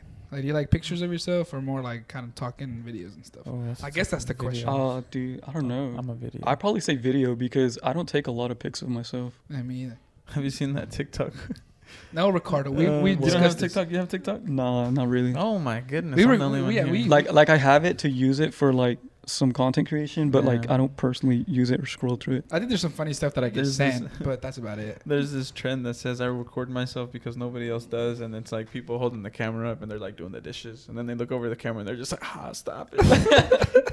And behind it is the song, El día que tú naciste. It's hilarious. Hell no. Oh, God, let's sorry. see. Let's see. Okay, are you more of a fall or summer type of person? Oh, Well, I mean, why are we just gonna dislike all the other winter two. or What's your favorite season? yeah, uh, spring? Like I would say fall, bro. Soccer in the fall is just wow. Mm. it's beautiful. It's huh? awesome. You especially don't- like at night when it gets like Dude, that perfect weather. yeah, it's not. You don't have to worry about the heat. Like playing soccer in the heat, it just sucks, bro. Right. And the That's true. sunsets in the fall are, Summer nights are the best, though. I guess. Ricardo. Yeah, I don't know. The weather from the fall for soccer is just it's dope. It feels good. True. Big question. Brown gravy or white gravy? Whoa. Ayo. I just Hey, think yo. I think this should just be answered questions. You know? Honestly, Do you even probably like mashed neither. potatoes? I don't even like mashed potatoes and gravy. What? I know that's Bro, something like, that's All right, crazy. Thanks for to- listening to that's episode crazy. 9, guys. It's yeah. Thanks a lot, Caleb. Thanks for Bro, coming. I don't know. I don't like it. Honestly, something about the texture just makes me want to throw up. That's fair point. I like them Gravy. both, though. But it's because when gravy, like, there's some that are like super liquidy, and then there's some that are Mm. like super thick. But when you get that perfect consistency, they work. Ranch or blue Okay, cheese? maybe I just haven't had the. Who right has blue cheese? When do you go to Buffalo Wild Hey, Wings? it's just ranch or blue cheese. I mean, I get it. ranch? Ranch. Yeah. Is that really a real question? Some people ask ranch or blue cheese. If you are, It's just if ranch, you- right? Yeah. Everybody people just are gets ordering ranch. blue cheese. You're a cop. Caleb said, You're a narc. if you get blue cheese, you obviously pour your milk first and then your cereal. Bro, yeah, like what? That is a fair question. Do you pour your cereal first or do the milk? Bro, cereal. Come on. Okay. We were really gonna end the podcast right here. You guys want to? Okay, yeah, keep going. Go ahead. No, No. what do you want to hear? If this guy can't spell, Junior_Lopez10 can't spell. He said if he won the lottery, what would be the first thing he'd do? Well, that's assuming you get 500 million. Fuck. What's the first thing you do? 30% into savings. 30%. Okay, fair. Okay, But then what's your first purchase? you're gonna put it in a bank or what? Buy some stable coin and stake it for 12%. What are you gonna do? Get into crypto. No, bro. I'll probably like, put it in an account. Just make sure I'm cool. I don't know. Every time like I receive any type of money, I'm always looking at the tax side of it. So I'm just like, Yeah. 30%. Fuck. I don't want to screw myself over. But purchasing wise, I don't know, bro. I'm always about to flip, so I'll probably get a couple, Properties. properties. That's a good one. Not get into selling them, but I will definitely rent first. Yeah. Try and get my money back and then see what's up. But yeah, I definitely want to get in a couple properties. Me too. Yeah, Me and too. then after that, let's ball. Like, let's go vacation or something, bro. Ibiza. Yeah, that would Spain? be cool. I don't know. When it comes to stuff like that, like, obviously I'll take the smart route and I wouldn't blow it. You know what I mean? Yeah. Next question. Yeah. And then I can't see this. I can't see the person who That's wrote a this. lot of questions, Paulo. Wow. Yeah, but Thank then you this- guys for leaving questions for Paulo. We'll Yeah. do this next week. We really appreciate it. But this question, I don't know who wrote it. It just says, Let me see. This isn't fair for our listeners. I know. Paulo's showing him a phone. I just think, okay, do you want to hear the question in front of? If this is rated R, we'll cut it. Majority of our listeners are over the age of 18, Which is good. Oh, which man. is good. Yeah, and then last one. That's by, So how about this? If you want to listen to that part of the clip, sign up to our Patreon. Oh, can you imagine? Yeah. OnlyFans. And then lastly, Aaron_Marquez16 gives us. You're giving everybody else was anonymous. Now you're giving out names. I know every other question that I asked was Junior_Lopez. No, Junior. I swear. Thank you, Junior. Hey, thank you for the questions. Junior, keep them coming. Next week, Yeah, we're gonna exactly. We'll bring on more questions. We'll get to that part too. But next episode, we got a cracker of an episode. For sure. Last question again. Aaron _Marquez16. Why is he so handsome? Why are you so handsome? You have a twin, right? I have a brother. I have a little big brother. He's not a twin. That dude is massive. Dude, Oh, you're not twins? No. massive. Why You don't think we- he was twins? Sorry. Must be somebody else. I think I've said that to you before, though. That's the wrong we guess. we honestly we used to be people used to think we were twins because we used to have long hair and we looked exactly like twins, so people would get confused when we were like, yeah, but then Right. Joel hit that like. bro, yeah, Yeah, Joe's he's- massive. He's like massive. He's 6'1". I'm just like, what? What happened? Yeah, bro, I don't know. Yeah, Is bro. it genetics or is it just? I don't know, bro. Do you Like, put work into it or? I think he was just like always eating a lot and Oh, no, getting the right nutrition. I'm and- talking about the question, like that. Why are you so handsome? Oh, bro, That's I don't just natural? know. No, I don't Comes know. natural? I don't even know what to say to that. I don't even. I mean, it's just the question that was asked. Hey, he just wakes up sometimes feeling dangerous. That's all we can say. Hide your wives, hide your girlfriends, because Kayla's on the loose. Nice. Any other questions? That was about it. But now we go into what happened worldwide, right? Yeah. Do you have anything that happened worldwide? Thank you, Junior, for the questions. Yeah. too. Shout out to Junior, Aaron, everybody else who. The other person who asked the other question, I don't know who that person was, but How dare he? how dare that person? How do you know it was a he? Huh? How do you know it was a he? I don't know. You just assume his she? gender. You just Come on, Ricardo. Okay, why lie? You told me who wrote that question. I'm sorry. You told me who wrote that question. Yeah, are you gonna put the little e on the podcast whenever we put I don't it out? know. I don't know how we'll It's get gonna by be this one. explicit. That'll be funny. No, just worldwide. I mean, I know there's a lot of things going on. I personally have the question: is who do you think? You watch the Premier League? Of course, Who's gonna win the Premier League? man. I mean, just take a look at this weekend that we Because just had. Pablo's been a Man City fan since they started winning. That's so. This is why I hate Ricardo. This is untrue. Ricardo feeds our Oh man. Ricardo feeds our listeners lies. Yeah. That's all he does. You think? Yeah, for sure. How Yeah. many? Any Man City fan that I run into, Chewy especially too. Chewy's another Man City fan. What Chewy? Covarrubios. No, wait. This guy. He's a Oh, Man City man. fan too. I know, but I'm really a City fan. Yeah. This is, well, okay, I'm not gonna lie to you. Since they started winning. I'm not I'm a City fan, but the reason why I became a City fan is just I love how Pep coaches. So that's one of the biggest He's reasons a that good drew coach. me into that. Mhm. Yeah. I used to be a diehard Real Madrid fan, like diehard back in the day. Back when they were winning. No, and because Iker Casillas was my favorite keeper of all Mhm. time. He is my favorite keeper of all time. Because his stature is he's not the biggest. He's not, but he just was so good. But the way that Madrid handles their people is just not to my liking. Mhm. Like the way they let go of their people, like they let Kaler go, they let Iker go, like they just like let them go through the back door. Like they don't even hold anything special for them or anything like Yeah. that. And I didn't like that. So then I switched. I was just like, I'm just gonna find a new team. And then I saw how Pep played and played with City and how he changed the dynamic. And I was just like, this is a good team. So when they Yeah. started winning, you were like, I like no, this. I like their style of play. They didn't automatically start winning from day one. No. They had a rough time, but now they're up there. But yeah, See. Yeah. Pep has a good system going on. yeah. So Chelsea dropped some points. They tie 0-0 against Wolves. That is interesting. Wolves is not having a good season. They tied 0-0. No, Liverpool's game with Tottenham was an intense game. they tied They too. tied I too. haven't So seen they dropped points as well.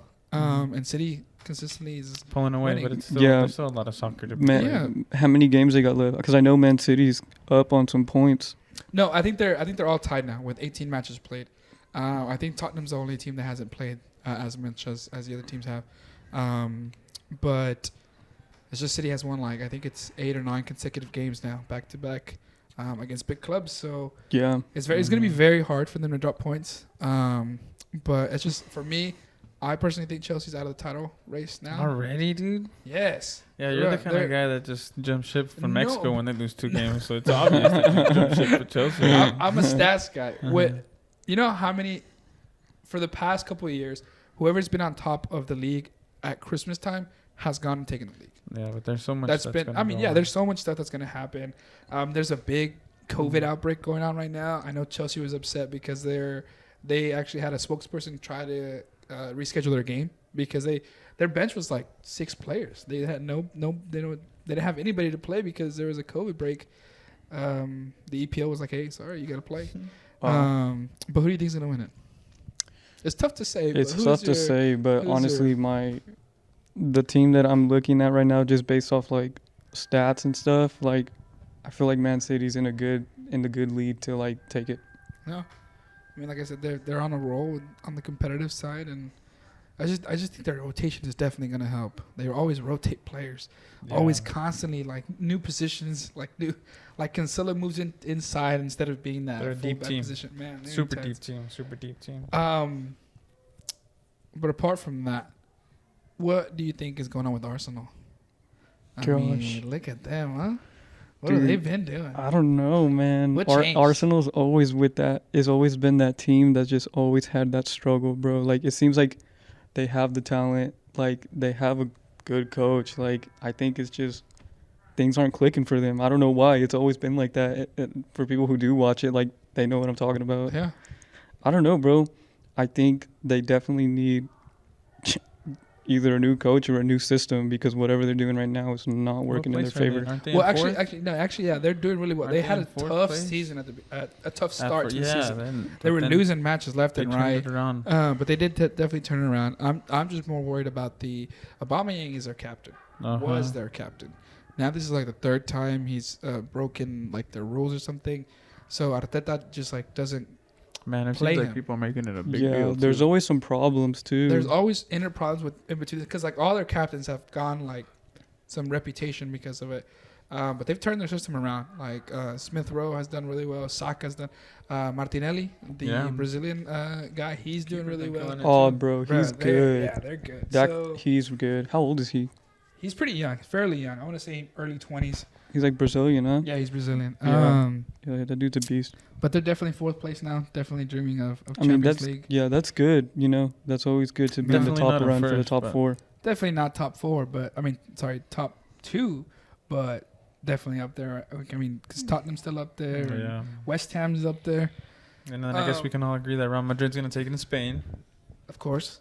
I mean, just the disaster that's going on at Barcelona. Gosh, It I takes feel time. It bad for takes them. time. It's crazy that they're going to What's wrong? Europa. Yeah, what's wrong with Barcelona? And And they're in a transition year. Who knows, man? Who knows? But Because they have good pieces. I And saw a this lot- thing where it's like, Real Madrid also went through like this phase where like they were having, a difficult time, but they never went to Europa. They were consistently fighting in Yeah. Champions League. They were Yeah. consistently fighting at the top of La Liga, and now Barcelona's in Europa. Who did you League. predict was going to play in the Europa League final? Barcelona against Manchester United or something? Yeah, that's what I This predicted. guy with the wild prediction. I'm close. that is wild. I'm close. Wild prediction. Well, I can't think of anything that happened important this week around the soccer world. but I'm we- just drawing blanks. Yeah, but we still want to draw on the UEFA drawings. Who do you think are going to be the winners of those? The bracket, I don't The even brackets. have it pulled up. So I need to look at PSG, Madrid. Who wins? Who does PSG play? Madrid. Real. Damn, that's a hard one. But honestly, I low-key think Madrid's going to take it. Yeah, they're having a Real they're Madrid, having a for real? quality. I Season. feel like they're doing Yeah, better they're doing than really well. PSG right now. They're more of a team. Yeah. I'm not gonna lie. They're more of a team Yeah, than what I agree. PSG is. I hope PSG pulls a shocker and kicks Real Madrid out. It would be cool to see, Messi go far with PSG in Champions League, but the way Madrid is right now, like, you can't hate on it. Like, they're just doing You just better as a can't. team. Like see, Vinny's doing man. really well. Mbappe. Karim's doing well. Yeah. Tony's know. doing really. Casemiro. Oof. Juventus Villarreal. Villarreal. Honestly, Villarreal is a dark I horse. think that's going to be an upset, and Villarreal is going to take it. Then this dark one's gonna be a horse. good one. Chelsea, Olympiacos. No, Lyon. It's Chelsea. Chelsea against Lyon. Chelsea. Chelsea. They're having a rough patch though. You never know. Chelsea? Yeah, Chelsea. Yeah, I mean they lost, tied, and then they tied again. In Champions League or Premier? Oh, in Champions League, no, they tied as well. Oh, wow. They tied to Zenit, so they're not having a good Oh, few weeks. yeah. That one's a weird one. Sporting versus Manchester City. City, City, yeah. obviously. Then you got Bayern against Salzburg. Bayern. Bayern. I feel like that's going to be a good game, though. It should be a good game. Yeah. Ajax, Benfica. That's gonna be a great Gosh, game. that's going to be a That's gonna crazy be a game. But great honestly, game. I want Ajax I'm to leaning take more towards Ajax. Ajax team is insane. The things that coach has done with those young players is totally insane, man. They win their group, they play great football. I cannot wait for them to Diego go Lainez. far. Diego Lainez to Ajax. I don't know. Just, That does sound cool from his side, but yeah, like, but it's just, but for the soccer side, I don't feel like he's gonna click in it. it's a different style. Yeah. Mhm. I feel like to do good there, like you have to come for an academy that is as good as Ajax Young Academy, or you grew up in the academy. Like, Yeah. I don't know. It's because Dutch football is a whole other Yeah. thing from everything else. This reminded me of. Did you ever get to go try out in Mexico to play with a professional team? So we went to Mexico with like a team with Gino for like 3 weeks, and yeah, we got to play some teams here and there. Like we played like a young Leon Academy and Yeah. some other like small club teams out there, but like I think that was it. Like, yeah, it was a cool experience. You know, we got to go to a different country, play Were some they other good? teams. Were the teams you played good or? Yeah, some were decent. Some of them we won, you know, but like, I don't know. I was told that, you know, we were gonna go see some teams that would probably have like some scouts and stuff, but like Really wasn't that. it wasn't as like what we expected. How were the Mm. facilities? Well, Were what I expected, honestly. That's just me being real though. yeah, for sure. Yeah. Were the facilities good? Like, was the Yeah, surface good? Yeah, some of them were cool. The little, not the little, it was a pretty good stadium, but like the home stadium that we were in, it was a town in Jalisco, bro. I honestly forgot what it. That's what it was. We went there, and they had a stadium there, and it was cool. Like Yeah. it was like set up dope, and we got to train there, got to play a couple games there, and yeah, we were out there for 3 weeks, just training, playing soccer, having fun. Josh Garcia went with you. Josh Garcia went, Chewy went, Covarrubias? Okay. No, Chuy. Was it which one? both Chewy's actually Both went. Chuys. Yeah. Chuy Lopez and the other one. Yeah, bro. Chewy's from down there too. He is. He had a house down there, bro. When we went, bro, we went and What we, Chuy are we talking about right now? Lopez. Confused. Okay, because I'm like confused right now. Sorry, Bro, sorry. Yeah, but Chuy Lopez. primo, there. He's el primo. el primos. He's from Jalisco. yeah, we went out there, bro, and he had a whole house out there, and I was like, bruh. I was like, it was crazy, bro, because that was like the first time I went to Mexico, like remembering Mexico, because I went when I was younger, but I was like little, bro, so I don't even remember. But going there, bro, it was an experience, because I was like, dude, this is like a whole different world out here. Especially, I was like 18, 17, 16. 17. Yeah, 16, I was 17. I remember the question that actually this segment brings us to. I mean, quality player that we have, Caleb Hey. Roldan. You get a phone call. It's I don't even know what his name is. The USA national team coach, Pues ese güey. whatever his name. He calls you. Hey, Caleb, I like the way you play. I think you definitely fit into our system. Da-da-da-da. Hangs up, and you're just like, oh man, look at this guy just called me. I'm gonna go play for the USA national team. Not 6 minutes go by, you get another call. It's Tata Martino. He's like, hey, Caleb. Oh, okay. I see ¿Cómo where you're estás? going with this. He's like, ¿Cómo estás, see where Caleb? he's going And, with you know, you're talking about it. You're like, I'm good. He's like, hey, I think you'd be a great fit for the Mexican national team. And then you're like, oh, okay. Hangs up. And then now you have two choices. What's your choice? Hauslab. Sorry, bro. I'm busy. Oh, that's funny. Sets his phone to do not disturb. Who are you picking? USA national team or the Mexican national team? And why? USA all the way. The Mexican national team, I've been listening to the podcast, and honestly, they're going through some rough patches. I don't agree with a lot of the stuff they do. I don't agree with the soccer they're playing right now, and I feel like they're focused on the wrong things instead of restructuring, getting a new coach in there, and playing the right players. They're playing old players that they're only using for marketing tactics to bring in more sales. If they really want to improve the soccer, they play the talent. They play the young talent too that's coming up. They lost Pepe, bro. Pepe's like what? Like they're losing players like that because they want to. That guy's insane. They want to play the players that are more recognized in Mexican soccer, and that's why I don't like watching Mexican soccer because it's more money than the game. And that, I mean, that's what I mean. The words that I use against Ricardo are very strong. It's like, I hate being Mexican, but I know. Oh my bro. God. I know I probably should have And he said wonders why I come back. Why I came back at him so hard. dude. The way he put it was more subtle than mine was. No, And I man. agree. He had better words than I agree. I went straight for the Four throw. words. I went straight for the throw. I should have just been He more. comes hard, And I was like, what the hell are you talking about, dude? They lose 2 games and this guy's No, but Oh, I man. think he puts it Dead in the perfect perspective. I just think, like I've been trying to tell Ricardo, I don't care about losses, wins, whatever. It's a part of football. You win, you lose, whatever. Yeah. But it's just like on the long run, we're losing great players, man. Like even I read Serginho's his interview. Serginho grew up in a Dutch academy, and he grew up in that atmosphere. And then he asked, he's like, hey, why did you choose the United States? And he said, hey, the United States offers me more opportunities. They let me play in their academy for the USA national team. And I think that they opened doors for me. And the level that I'm at right now, I probably wouldn't have been at if I didn't play for that. That's facts. And I think that's perfect. We're losing great kids. Like when we kind of, me and Ricardo always shoot text each other whenever like the Mexican national team's playing. And that game that they just recently had against Chile, Yeah. that was great. They had some good man. players. Some Like that fullback that they had that plays the Galaxy. What's his name?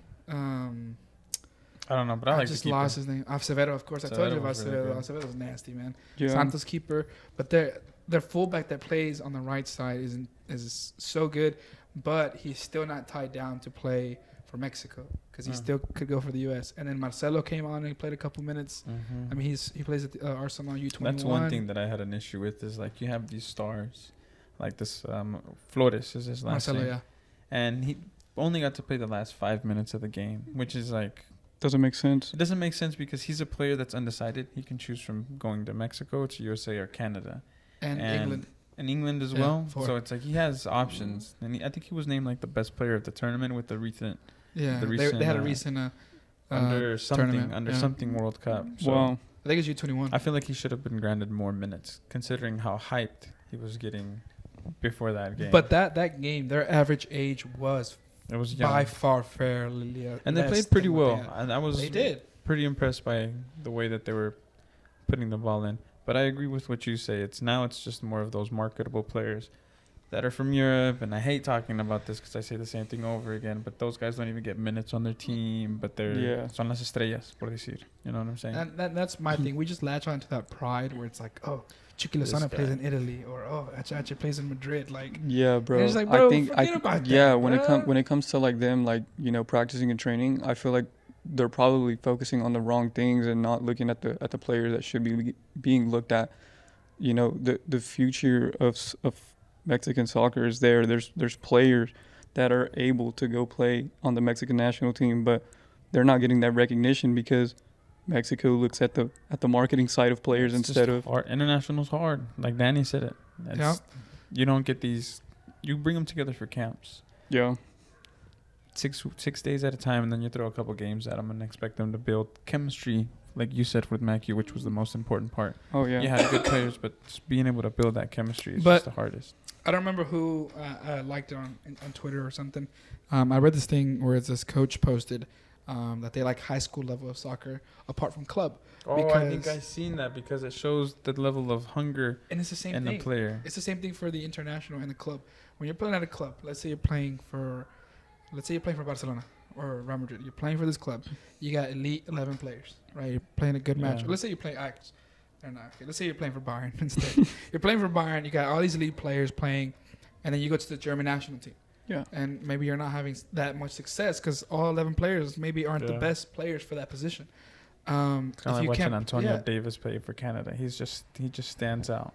And who else is it? The center back that Real Madrid has. What's his name? Alaba. When he plays with his Oh, yeah. national team, he stands out. Not Lewandowski. Lewandowski. He stands out Yeah. with Poland. But it's just like But the tweet was the person likes watching high school games because she can see who the most hungriest player is on that team. Now you're not relying on your ECNL players. You're not relying on your club team players. So now you can either get hungry and just put the team on your back, or you can just fall back and be like, all right, like I'm just not gonna play good here. So that's Yeah. why and that's they the same think. thing. I feel like that intertwines with the international and club level. Yeah. I feel like if you're playing at a club level, you're playing at the highest European level, whatever, you're playing at a top team in Mexico, like either Tigres, Monterrey, whoever. If you're able to do that on your club, why can't you do it in your national team? You know what I'm saying? And that's where the big national team players come into, like some of the greatest players we've had. Rafa Marquez, he did it at Atlas. He did it in Barcelona. He did it in the Mexican national team. Like, these are like guys that like have that capability. We're missing that CAM. Bro, Cam. we're missing missing. the cam. Imagination getting up to the top. Who knows? We'll see. We still have. Ricardo's still waiting on that World Cup, and I can't wait till that World Cup comes and Mexico does terribly. Mexico hater, so bro. we can literally. I can. That's how roast bad he it. hates Mexico, bro. I'm not. No, I'm roasting Ricardo. Listen to him. He's salivating at the thought of watching Mexico suffer in the World Cup. I can't wait. Definitely sounds like some hate towards it. I know, bro. I'm hating. Hurt people, bro. Tell me what happened. It's just Mexico hurt. Why do you hurt? Mexico hurt me. I grew up. 2 games. I grew up with Mexico being the giant of the CONCACAF. Now they're nothing. Then go be a USA fan. That's that Man City stuff. Like I'm not. City. How can I be a USA fan when I'm not from the US? You live in the US, bro. You can't go for the US now. I can't. You have more My reason to go for the US than documentation any says other Mexico. country. My documentation says Mexico. So you go for Mexico or you go for USA? I go for Mexico. No, you don't. You hate Mexico, bro. I hate Mexico. It's a love-hate relationship. But you like watching them play. But I love watching them play. Yeah, but so you're that guy. Okay, look, like I you watch him and then you'll scream at the TV. Correct. Yeah. But look, I love the Mexican national team. I just don't like what the federation is doing. You get what I'm saying? I agree. I think they're focusing on the wrong things. Like, I would love to be so like, yes, Mexico. But you don't hate it, Mexico's bro. I don't hate You it. don't. I hate the HATE. federation. Look, listen to the way I he hate. I hate. He I says it hate so. H Yeah, hate's a capital strong word. Golly. all capital letters HATE. I hate the federation Something's of wrong with Mexico. Paulo. I think something's wrong with Paulo. I and hate the this is just, federation. you know. I don't hate Mexico. I hate the federation. Okay. Okay. I hate the federation. I hate what they're doing. We need to give more young kids a chance. And that's Yes, all we have to do I to agree. have a great team. I agree. So you'd go for the U.S. Yeah, man, I lean more towards the U.S. and I'm actually enjoying being able to see USA play more. I feel like it is improving. There's more work to do, but with the players that are standing out now and they're young, you know, this is the building stage for USA. There's more to come and more talent to be seen. I really have, you know, a good feeling about the USA soccer program. Getting better here in the next few years. So you're playing in a game against Mexico, and you're in the U.S. national team. When you score, you celebrate with all your heart, or what? Oh yes, I'm taking off my shirt, showing up. You know, the fitness. Showing the pack. Showing the Yeah. pics. Probably gonna be wearing a shirt says "Love OKC." So, Nice, Okay. Sprinting to the corner with my knees and saying "Vamos!" And then sliding or what? Yeah, Sliding but on the grass. Sliding on the knees. Yeah, like Vamos! But you're saying it in Spanish? what? Vamos! Yeah, like, you know, Mexican American player, whatever, bro. But yeah, And you're like I screaming at the fans, like, yeah! Yeah, bro. That would be such a feeling to experience, bro. To the players who got to experience the dream of scoring and celebrating in front of a huge crowd, like, bro, I bet it's such a feeling. Like, one time I went to go to Dallas, I you know, got to go see Mexico and Ecuador play. Mexico, Colombia, actually, when they won 3-2. Yeah. And dude, the atmosphere in there was just insane. Like, it gave Unmatched. me goosebumps, bro. I was like, man. Wait, is that the game where what's his name? I think it was broke his Ronaldo. tibia? I don't know, but Ronaldo scored that was that that game, free kick and That then was a won nasty 3-2. free kick. Bro, yeah. I That was was right before the World Cup. It's I think where so, Montes yeah. broke his tibia was and there. fibia. That thing was nasty. yeah, crazy experience, and I was like, wow, what a feeling. It's crazy. Can I you imagine- love going to those games because I love getting hammered at those games. Because it's just, you know, You don't even remember the game, already with a bro. few beers, man. I'm into it. I'm standing up. I'm yelling. Yeah. You know, so I bet it's so I just fun love going with getting the Can you into imagine scoring like either at a World Cup final or a Champions League final? dude. Crazy. World Cup or Champions League? Which one? Gosh. If you had to decide which one to win, That's a great question. World Cup or Champions League, which one would you choose? Bro, I don't know. They definitely have so much suspense behind them, but something about the World Cup is just more special. So like, elusive. you know, like it's people actually playing for their country, you know, so they have pride, and I feel like there's more passion behind it.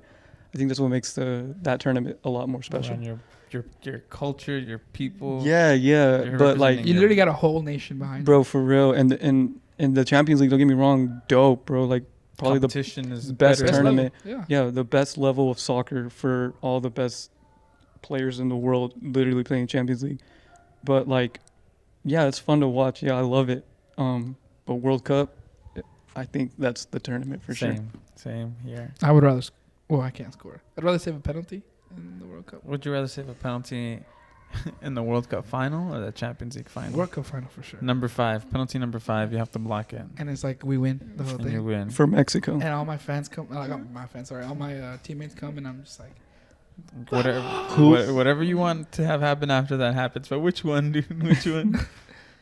I would definitely like to save The a World Cup? penalty for the World Cup. For That sure. because you're immortal after that, dude. The World Cup immortalizes players. Oh yeah, bro. It's Like everyone. that confirms that like these were one of the greats for this country at this time. Oh, dude, like Iniesta immortalized. Oh this my man. gosh, dude, that guy's a king. Bro, That guy is a king. have you watched the Informe Robinson, which is España Campeón del Mundo? No, You need to. where is it at? It's on YouTube. Just like I'll Is send that you the the one link. where all the players are sitting down and they're talking about the game and then they explain how the play goes? Well, yeah, but in a way, it's just like And then Whenever- Fernando Torres, it cuts to him and mete el gol de todos.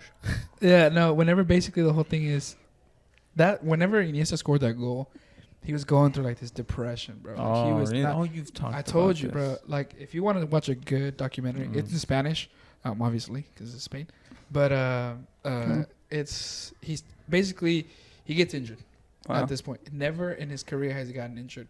He gets injured, tries to come back. You know, is going with the flow, playing at Barcelona.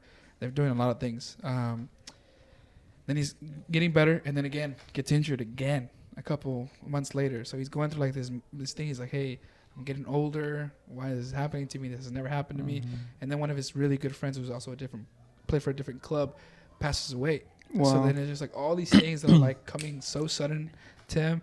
And then at one point, Del Bosque was like, should I even take him to the World Cup?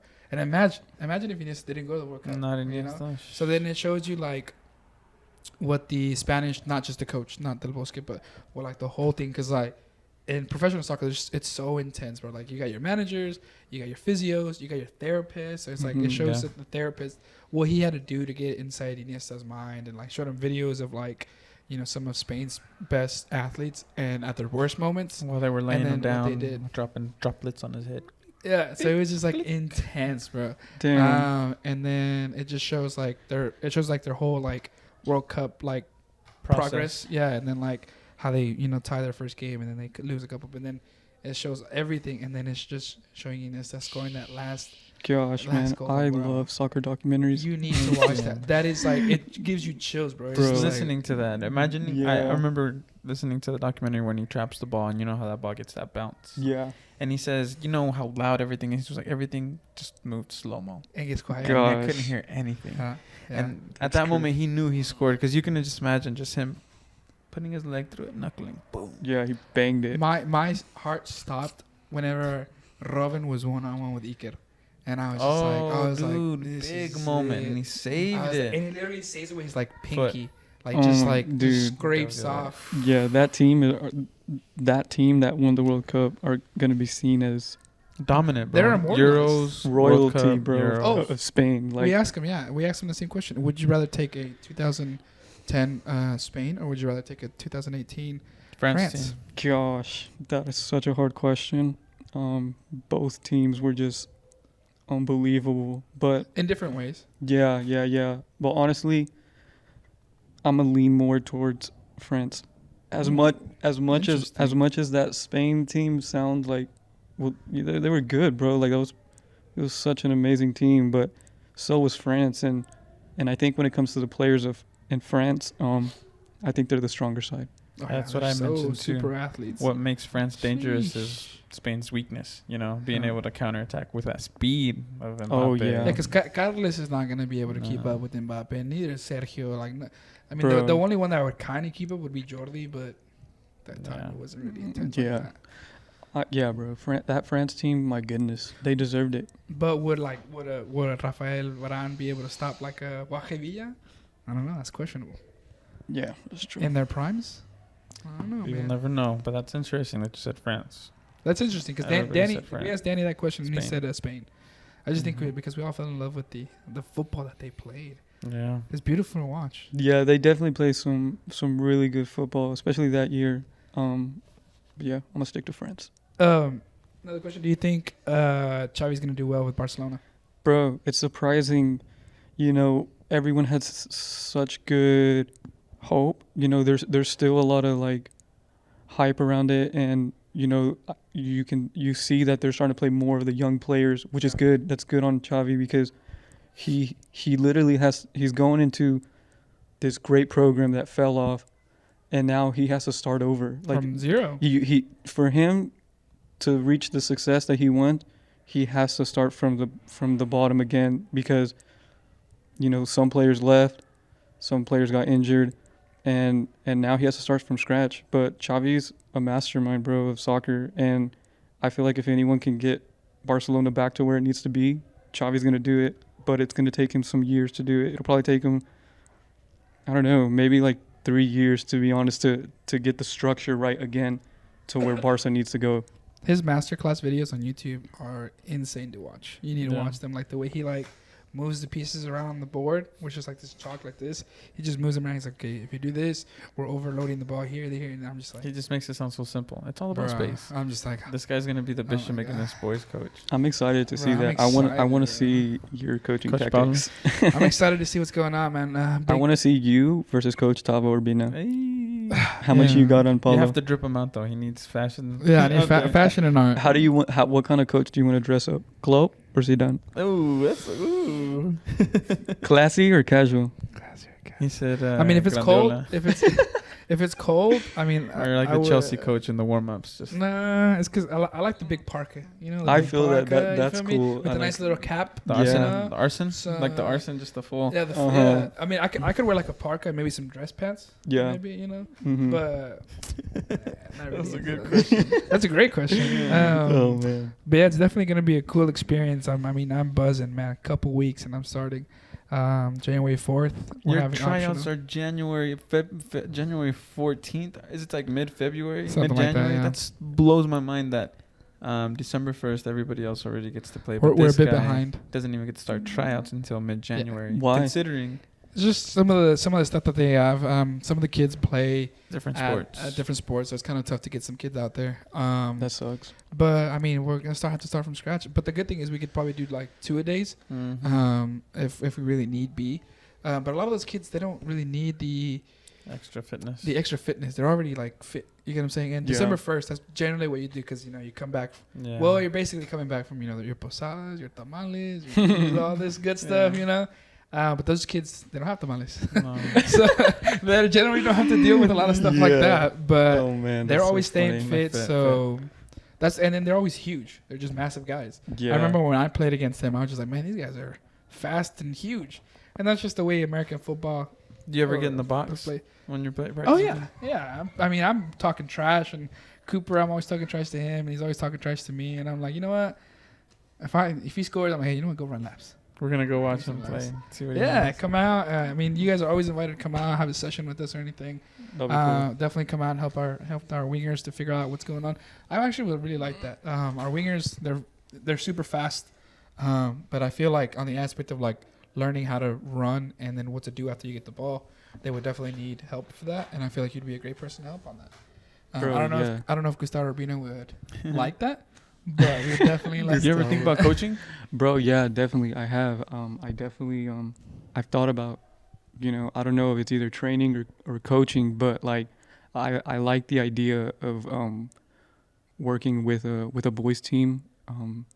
Nothing against the girls, but I think I can relate more to a boys soccer player Yeah. and really. Obviously, yeah. Yeah, really help. I know somebody looking for an assistant coach. I'll hit him up for you, bro.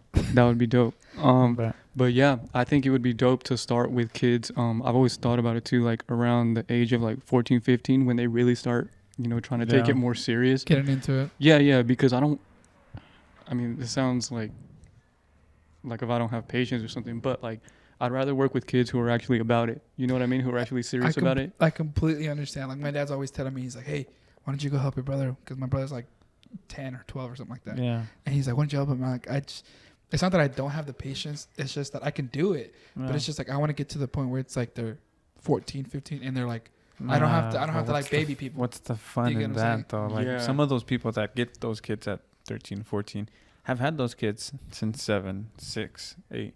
You know what I'm saying? So for you to come in at 14, 15, you know, unless you're putting a team together, and you know, I get you want to have people that are there, but sometimes I feel like that's just starting more that young. at the high school level though. Yeah. So like Yeah. club level, I wouldn't mind starting like 10, max 10, and then 10, and then watch them grow throughout their whole process, and definitely help them out. I don't think I could definitely do like a small academy. You can do little Yeah. kickers at Soccer City.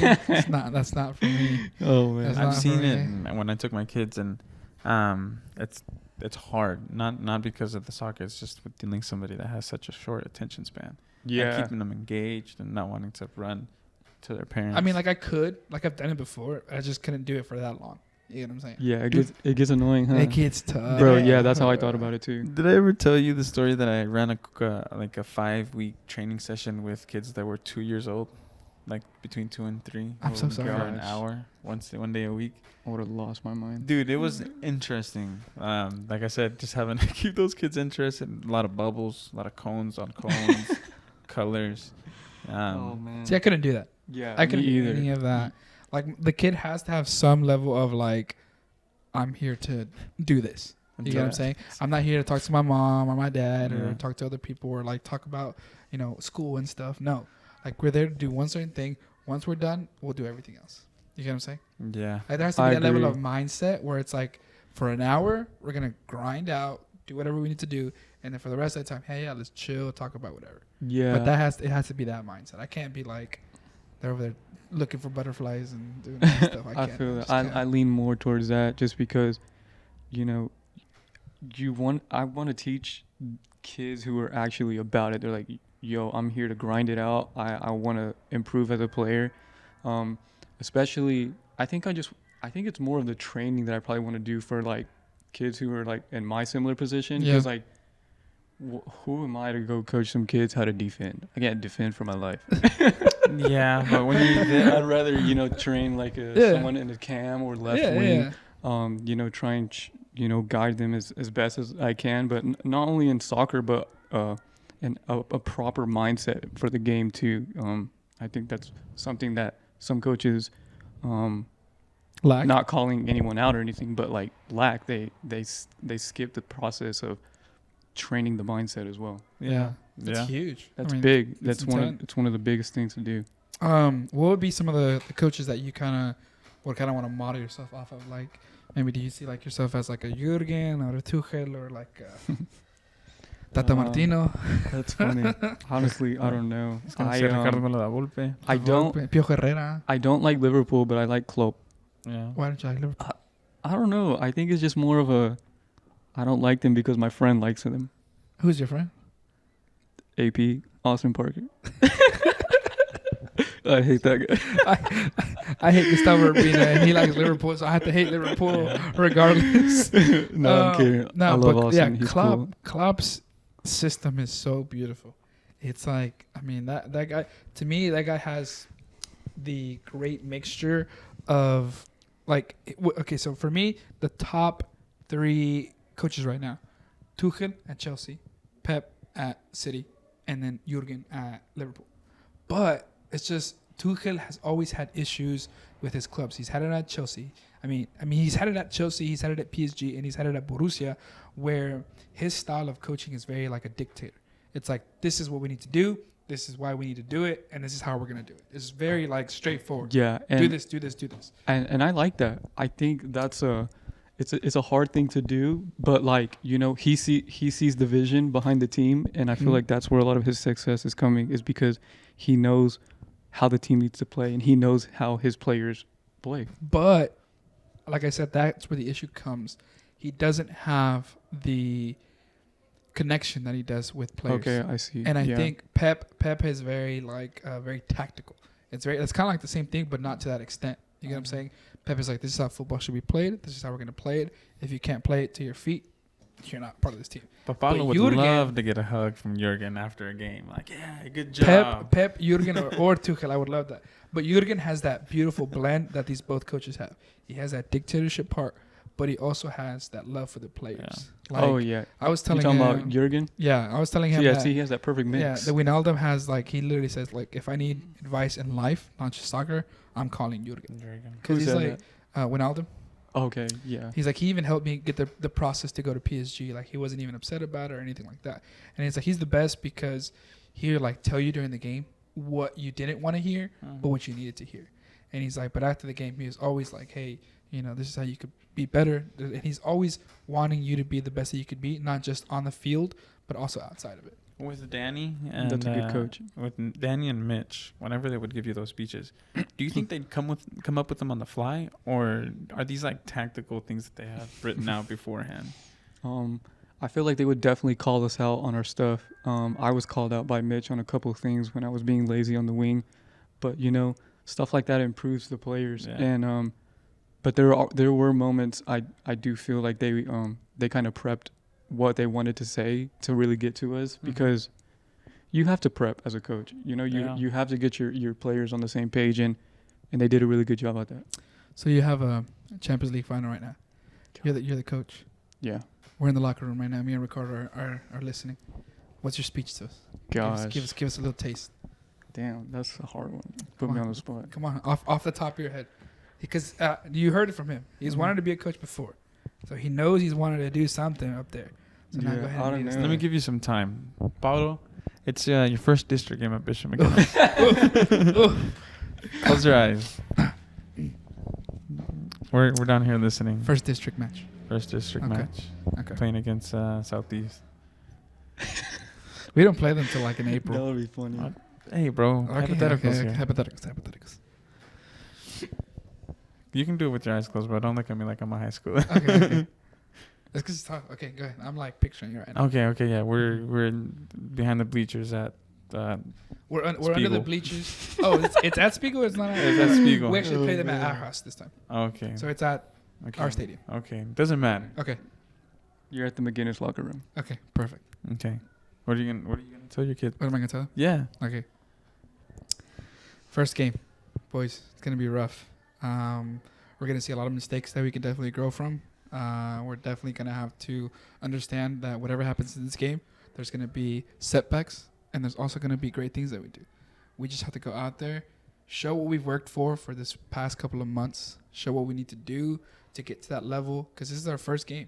This isn't our last game. But I want to have this conversation with you now, so when our last game comes up in the state championship final, it's the same conversation. There's going to be setbacks, but there's also going to be progress. We are not going to let one game define how we play. We're just going to go out there, work harder than the other team is, fight them on the same pitch. This is our house. This is nobody else's house. If we have to play them here, we have to kill them here. If we're gonna go play them, play them at their house, that house is now our house.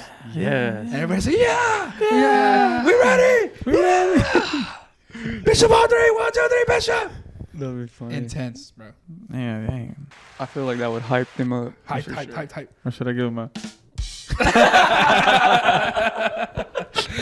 That's the first time I've used that one. Oh man. I don't like that one. Okay, sorry. You deserve beautiful speech, man. Let's go. Go ahead and edit that part out where you do the The dance. Yeah. I thought that was funny. It was. That's a good speech, though. Oh, But now's your man. turn. Champions League final. Dude, okay. Give us your best Before I go into it, can I use the restroom? Oh yeah. Yeah. We're Dude, I gonna drink pause a it water right break. now. Okay. Oh, there we go. Wait. Hey, we're back from the restroom. Sorry. I'm so dead right now. That's so funny, dude.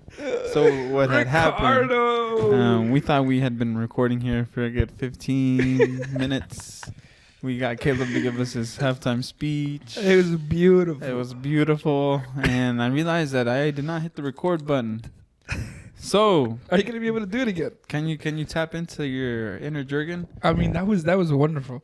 Can you replicate it again? Gosh. At least I caught it 15 minutes in. I And mean, yeah, but it's just like, oh, I'm not recording after you just gave that beautiful speech. what else was I supposed to do?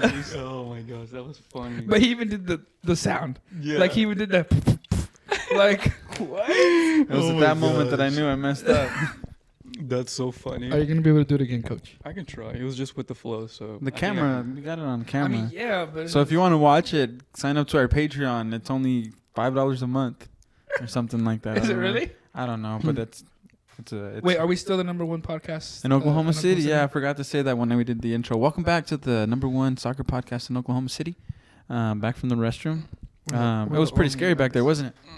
Yeah, definitely. I'm telling you, I sometimes when I go ghost vibes. Yeah, when guests try to go back there, I'm just like, Yeah, I always get have my to little have Palo 'em. Santo, and I'm just like, I'm ready. I always have to have them take me because I get scared every time. It's scary back there. And then when you were Yeah. back there, I was trying to scare you, but then I got scared and had to come back to you. I saw you coming back, and I was like, what is this guy doing? You had already left. That's Yeah. rude, though. When I took him to the restroom, I waited for him. You did? I was just waiting there, like a solid 5 minutes, waiting for him to I come got back. scared. And then I go, he's gone. That was rude. I wanted to give you some privacy. I thought you had a poop. He left when it sounded like you were grilling I know, chicken in there. I heard it.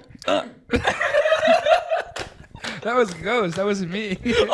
I'm telling you, bro. These ghosts. All right, so Champions League final. Okay. It's a big moment. Give us What are the you gonna? Yeah, speech what are you gonna for say your- to us? Man, dude, I wish I could just repeat what I said at first. Man, But I'm gonna try. Thanks a lot, Ricardo. What I pretty much said before we realized we Go were ahead. recording. Go ahead. I said, Zone in, zone in.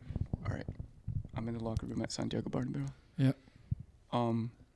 I said, all right, boys, it's a final game. You're here for a reason. This is a big opportunity to prove yourself. We worked hard for all season to get to this point, and now we're gonna have to, pull the strings to show what we've been working for, and really show what the team is capable of. And if we, gosh, this is not exactly what I said. Bro. I got you. I know what you said. Oh you said, man, I look, don't remember everything I we said. gotta go take care of business Yeah. because you gotta go take care of business.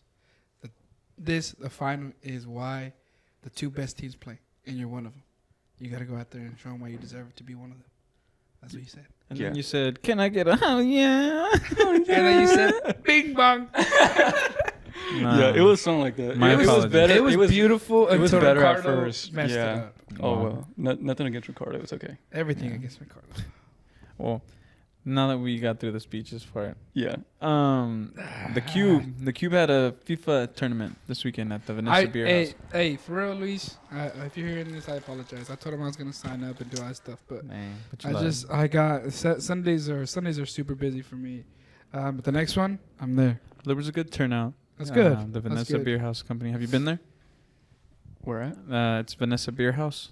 I've heard of it. I haven't. It's really chill place. There's really people go and play board games, great beer, Super Nintendo, arcade. It's open for all ages. I was there with my little girl. That's What? dope. Mm-hmm. But Drew was the That champ. boy Drewski. Shout out to Drew. Shout He ended out up boy being the Drew. champion of the FIFA 21 because they didn't do 22 this year. That's weird. They wanted to, for those that haven't been able to purchase the 22, Yeah. But the next one will be 22. So, but it was super dope, super fun, getting to watch everybody. Joe was out there. Joe made it to the I saw that. semifinals. I saw the trash. picture. Joe's trash. Joe's treasure How does FIFA. he make it to the semifinals? Bro, I don't know, but You- if there's ever a Mario Kart tournament, let me know. Really? Bro, I'm Hey, maybe we set something up like that. We should. on the Switch. do you pick? Mario Kart, Yoshi? baby Rosalina. Baby Rosalina? Really? Bro, she is a goat, and she's super fast. I want to be Yoshi type of guy. Yoshi? I like Link. I can see you being a Yoshi fan. Right? Yeah. Yeah, I don't know I'm why, a but Yoshi Yoshi, guy. yeah. Yeah. Who do you pick, Ricardo? Link. Link. Okay, Link. Yeah. You like Smash Bros? Yeah, I do like Smash. Oh, Bros. dude. Smash Bros is fun, but sometimes I don't know what I'm doing. I just press buttons. I just be pressing random buttons. yeah. to be It's honest hard to with you. get the groove of like how to function the actual fighter. Like in Mortal Kombat, I just be pressing the same button over and over Really? again. Okay, Mortal Kombat, I'm pretty fired too. I like playing with like Scorpion or Yeah. Uh-huh. what's his deal? What'd you The think of the Freeze? movie? What'd you think of the movie? The Mortal Kombat movie? Yeah. I honestly haven't watched it. What? Yeah. Is that the? Why was there a new That's- one? Yeah, Was that's there one on new- HBO Max. I think I Oh, have seen it. honestly, it was pretty I good. That's don't the You one haven't seen it? with Kane in No, it, I and he haven't. gets his powers. Yeah, and he gets where killed. everybody's Yeah, it in was pretty cool. It's good, but it's a little rushed. It's like the DC. It's like that's what the DC problem has, that they have like a lot of great like stuff they could work with, but it's just like super like Yeah. rushed. You get what I'm saying? It's just like us. If we started like the podcast and we like did like big names at the beginning, we'd run out. You know, we have to like spread out with like you know Mhm. here and there. Yeah. Marvel does a great job of like showing you like you know backstories and stuff like that. And Mortal Kombat, it shows you a backstory, but then it's like every other moment is like fight scene for like seconds. I mean, they're Super not gonna rushed, tell the super Mortal rushed. Kombat story over five movies, you know. I mean, yeah, but then you can make it like spread it out into like 2 or 3 movies. Mhm. Yeah. You know, but True. I mean that's what a lot of people were complaining. The Venom 2, I think that's what they were saying too, that it was very rushed. But I'm there in talks With getting the Carnage? next- yeah, I saw it. Yeah. what'd you think? Was it rushed or no? I can see why you say rush, but like I didn't think it was that bad. I thought it was okay, but yeah, I'm really picky on movies too, so I noticed little details like that. I mean, did you watch Justice League, the Schneider edition? Cut? No. No. You haven't watched that. Mm-mm. You need to reserve 4 hours of your life to watch that. That movie's so good. 4 hours. It's so I only Oh my watch anime, gosh. bro. It's anime Mm-hmm. right now. Yeah, you don't watch? Not really. Damn, Not like bro. that. Do you? Not a lot, to be honest. The only anime that I got into and watching was Tokyo Ghoul. I think is it Attack on Titan? Yep. Yeah. Attack on Titan is Let's sick. get one. I think those were the only two that I really got into. I But think it's January just- 6th, the final season of the Jersey last. No. Attack on Titan. Stay away. guy. Hey, bro. He's excited too. He's excited. Bro, Oh, That's, That's you so at Haas, funny. just fist pumping. Bro, because my sister, she's been rewatching the seasons from Yeah. like season 1, and I started watching it, but like I started watching it and actually paying attention, and I noticed how like dumb and dramatic it is, bro. Like It's intense, bro. It's so intense. funny. That's the like, way they edit it, though. Like, bro. you Yeah, know? they only put in like those highlight clips, but it's so funny, bro. Like I was realizing like what I was watching back then, and I was like, what the hell? Yeah, getting manipulated by MTV and whatnot. So Oh, it's fist man. pumping by white tees. Bro, yeah, The that's GTL and so- call the cab. the cabs are here. yeah, that was so funny. I used to watch that stuff all the time too. Did you? I didn't really watch it like that. Yeah, I used to. Whenever I would get ready to go out on Wednesdays, we'd get Where'd you go? Camps? back when I was living in the dorms in Mackie. What was it like? What was it, like Ro- Robot Wednesday or something like Robotic that? Wednesdays. Robotic Wednesdays. Mm-hmm. You used to get turned or what? I used to have fun. So that you used to get turned. Used to get turned. Yeah, everybody's definition of turned is Yeah, it used to be cool, but as it later on, it started getting whack, and now It started getting- it started dying out, bro. That's why it's not a concept no more. We used to get Yeah. packed. Really? Dude, line all the way wrapped around the building. On a Wednesday, bro. Yeah, that's insane. Yeah. Mhm. I mean, I'm a big like club person. Calmate. Bro, I gotta tell Caleb, bro. I gotta tell Caleb. Shout out to I didn't catch your name. I'm sorry. Oh. It's just like it was okay. So I'm gonna tell you the story. This guy called me from the club and everything. Bro, I called him said, at like 3 a.m. I was telling him. crying. I was literally I was in tears. So I'm Bro, actually, are you okay? Do you need me to pick you up? Like, where you at? Like, so I'm vibing at Senior Shots, just vibing, you know. Okay. And then I get a fist tap. pumping. Yeah, I get a tap on the shoulder, and I'm like, "Hey." He's like, "Hey, what's up, bro?" You want a drink? And it's like super loud, you know. And I'm like, "Hey, what's up, brother?" And he's like, little tipsy guy, and he's like, "You're part of the Football Factory, huh?" And I'm like, "Yeah, bro, that's me." And he's like, "You on that podcast, huh?" I'm like, "Yeah, bro, we're doing that podcast." He's like, "Man, I fucked with what you're doing, bro, for real." And I'm just like there, like vibing. There's like Yeah. hella loud music, and this guy's like, "Aren't you coaching at high school too, bro?" And I'm like, "Yeah, bro." He's like, "Man, keep doing what you're doing, bro. I fucks with y'all for real." And I'm just like, "Hey, bro, I appreciate it." And I'm like over here tearing up at the club, like Bad Bunny's playing on in the background. I'm just like, Yeah. I'm like, "Bro, I appreciate it, bro." Like, Were you I was drunk just or like- what? No, I don't drink. But, Oh my but I gosh. was just like, it's just like, bro, out of the most like where I was not expecting it, this random guy comes up to me. He's just like, "Hey, I fucks with your podcast." Then that I'm just like, we're doing something right. It you know? motivates you, huh? It motivates because I'm just like, Yeah. damn, that's insane. Like, Yeah, it's cool to have Pablo here. He's extra motivated and he keeps me on my toes too. Bro, because he doesn't. I don't know why he doesn't get the same, the questions and stuff and all that good You stuff. know why? It's because I'm not at the club all the time. That's true. He's not out and about. I'm not out and Yeah, about. I'm he straight does just have working kids. dad mode. That's it. yeah. That's probably why. Kids, man. We were just talking about that. Huh? Yeah, we were. But no, Pablo's been great for the podcast because I didn't even know I wanted to have a co-host, to be honest with you. It was originally just going to be an interview thing where, like we're doing now, talking soccer, and then after that, rolling into whatever we want. But then, why not? I was like, yeah, we'll try it. And brought up on one, and it makes it easier for me. He's motivated. It keeps me motivated, and now all we have been worrying about is just being consistent. I think we mix really well with like Ricardo's a more like in-depth, serious guy, and I'm just a more like You think Yeah. so? You think that's the case? I mean, it's a good mix. Like between y'all two, it's definitely good.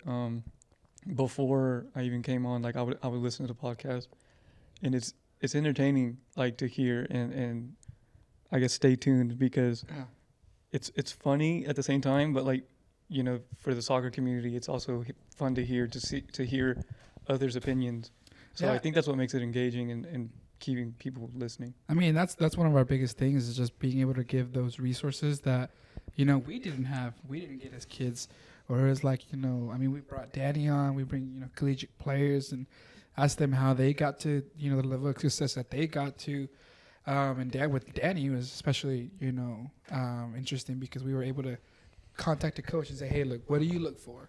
And then being able to give that resource to a kid who might be listening, that's one of our biggest things. And then just getting people's stories out, you know, and then how soccer has affected them, like now, like, you know, you've got your concepts and all this good stuff. Because, I mean, the stuff that you've learned on the pitch at practice or whatever, it's, you know, guides you in life. You know, that determination to keep going, having that tunnel vision for your concept to, you know, hey, this is where it's going to get and this is how I can get there.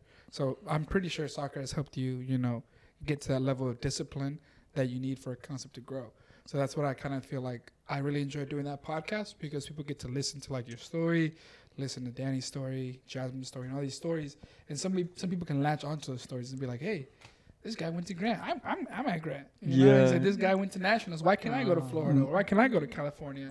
And I think that's the beauty of it, just being able to put everybody's signing day. Put everybody's story out there. I like that. So that's what definitely got me into listening to it more. I got, I guess, latched onto it based off like similar stories. Yeah, it's a beauty because we all speak the same common language, which is just footy, you know? Yeah. I mean, we all live different lives. We've all done different things with our lives, but we all come back to that same thing where it's just like we all love to have the ball at our feet. Yeah, and that's so interesting. Oh, yeah. And it's not that small. It's actually pretty big. Massive. Yeah, And the soccer community is definitely growing in Oklahoma.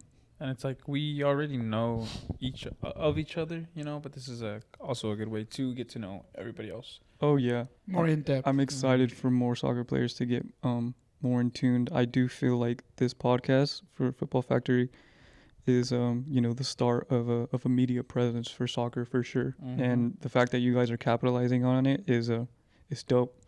And I'm super excited for the future. I'm definitely excited to get with you to do all the videoing stuff and show us how that rope works. I mean, some of the stuff that you've done is, to me, is exciting. I can't wait for Thursday because I'm going to be out there. And it's going to be fun. Nice. I'm going to go look for that large pink sweater for sure. I'm going to go get it. I'm going to step. I'd be the kind of guy to step on it and push you. Yeah. See, this is we have like such a beautiful moment, and Ricardo does this. You know what I'm saying? Jacket. So Like Ricardo messes with my fashion. You probably want it pink too, don't Ricardo you? doesn't even get fashion. Fashion, He doesn't get fashion. It's a problem. It's a problem. It's because I don't go to the club all the time. Because he went to Dove, bro. He went to Dove. He doesn't know what we on the south side we do. You know? You get what I'm saying? Yeah. I know Mas. This guy hates himself though. Don't forget, he hates himself. What? I hate being Mexican. I don't hate being from the south side. You see how that comes up? That's different. I hate being Mexican in that aspect. I don't hate being from the south side. I love being from the south side. You like Mexican food? Of course. Oh, Look at me. bro. Of course. Look at me. We should have brought some food today. Bro. Yeah, it was your turn. That would have been my awesome. turn. Nah. It was Rica's turn. But this is episode 9, man. We're 10. We're gonna do 10 next week. Awesome. We're super excited for that one. We're gonna just have fun with it and keep on rolling. You were an amazing guest. We had a lot of laughs, a lot of in-depth conversations about, you know, what you did and what you're continuing to do apart from that. So we really appreciate you coming on. I know it was kind of like just a conversation that we had here, actually. We were like, hey, you should come on. And then you were like, I'm down. You saw the vision, bro, and you came by, so I appreciate it. We appreciate you. No, yeah, thank you for having me. This is awesome. Yeah. Any goals? What's the next 5 years for you or Hauslab, or where you gonna be at? So, I guess the goal, you know, continue on with my I guess like Concepts. social media agency that I have, continuing to do more service, really push out the concept for Soma, but at the same time, Hauslab is also tied into Soma, and continuing to brand out Soma's or Hauslab as much as possible, doing more shows, really bringing a fun concept towards OKC, or continuing to take it to different cities, and yeah, bro, it's crazy. There's a lot that's going behind it, and it's a lot of work. But I really believe and have faith in my ideas and what I'm doing. And at the same time, sometimes it doesn't feel like work. So I think that's the blessing behind it all, is like me being able to have the creative freedom to make work out of what I'm doing. It's I like it, and also to able to make a little bit of money for myself out of it too. So yeah, if you're doing something that you love, I feel like you put more passion and work into behind it, and the results later on with the consistency and hard work will pay off. It might not even feel like work. If you love it, it probably doesn't even feel like work. So. Yep. What about you, about 5 years? I don't know, man. I definitely see myself still coaching. Definitely, Bishop McGinnis is going to be one of those programs that I want to be tied down for a long time. If they can, You don't want to. stick Yeah, by me. don't let it go.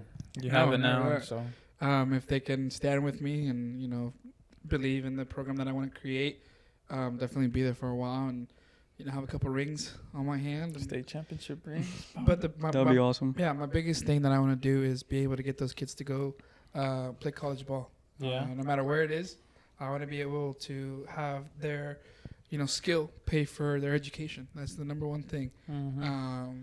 Just have those resources that maybe we didn't have at the aspect of like learning from collegiate players or Yeah. doing all that stuff. I mean, obviously they have resources that some of these other schools might not have, but they still go through the same issues that we all go through, and definitely being able to learn from that and grow from that is definitely going to be one of those tied down points. And definitely in 5 years the podcast is going to be on Another level. episode 300 something. No, a lot more. Than YouTube, couple thousand views. That. Yeah. I'm excited for it. What over Yeah. time. I was gonna say, you know what those Bishop McGinnis boys have that everyone else doesn't have? Huh.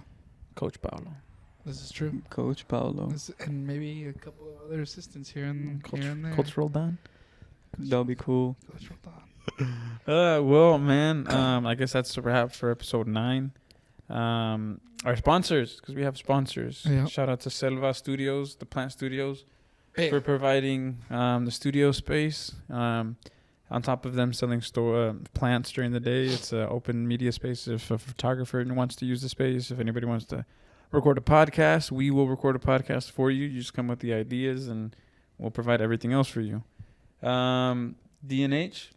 DNA. If you need to create a will for yourself, because I've been thinking about wills for a long time. I don't know if that's weird, but I think that's fairly weird. we all need wills. I have 2 kids. I have a house. I have things that if I passed away, you need to have that stuff written down on paper. So Is that machine going to be for me or no? probably not. Oh, okay. We'll figure that I was out. asked about my will today too, so that's a Really? good idea. Yeah. Yeah. Because once you have properties or you have a business, it's good to have that stuff written down on paper so that Oh yeah. or when you get old, your family might be dealing with your grandpa that has land and, how they get that split up, all kinds of stuff that happens. Dunn and Hernandez Law Firm will help you out with Yeah. that. So hit them up. Haas Labs, December Haas 20. Labs. 23rd. Hit them We up. 9 out p.m. there, art and fashion, baby. Yes, it's gonna be a fun show. Event. If you're looking to experience a new concept, a new style of music, especially house music, there's a really good buzz going around it right now. Throwing out some ads, flyers, just really marketing it the proper way. And I feel like it's gonna be a good one this time. Nice. They've all been good, but I feel like this one's gonna be special. Nice. Yeah. And then finally, kind of our wow segment, our words of wisdom from everybody. Oh, do you have any words of wisdom? Yeah, I just kind of make sure that if you're right now, everybody's taking that break, from that.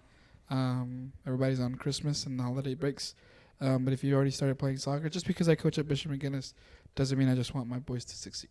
Obviously, I do, but I want everybody else to succeed. So if you started your season, keep grinding. Make sure that you're not stopping just because it's the holidays. Kind of find some discipline, like our boy Caleb here has said.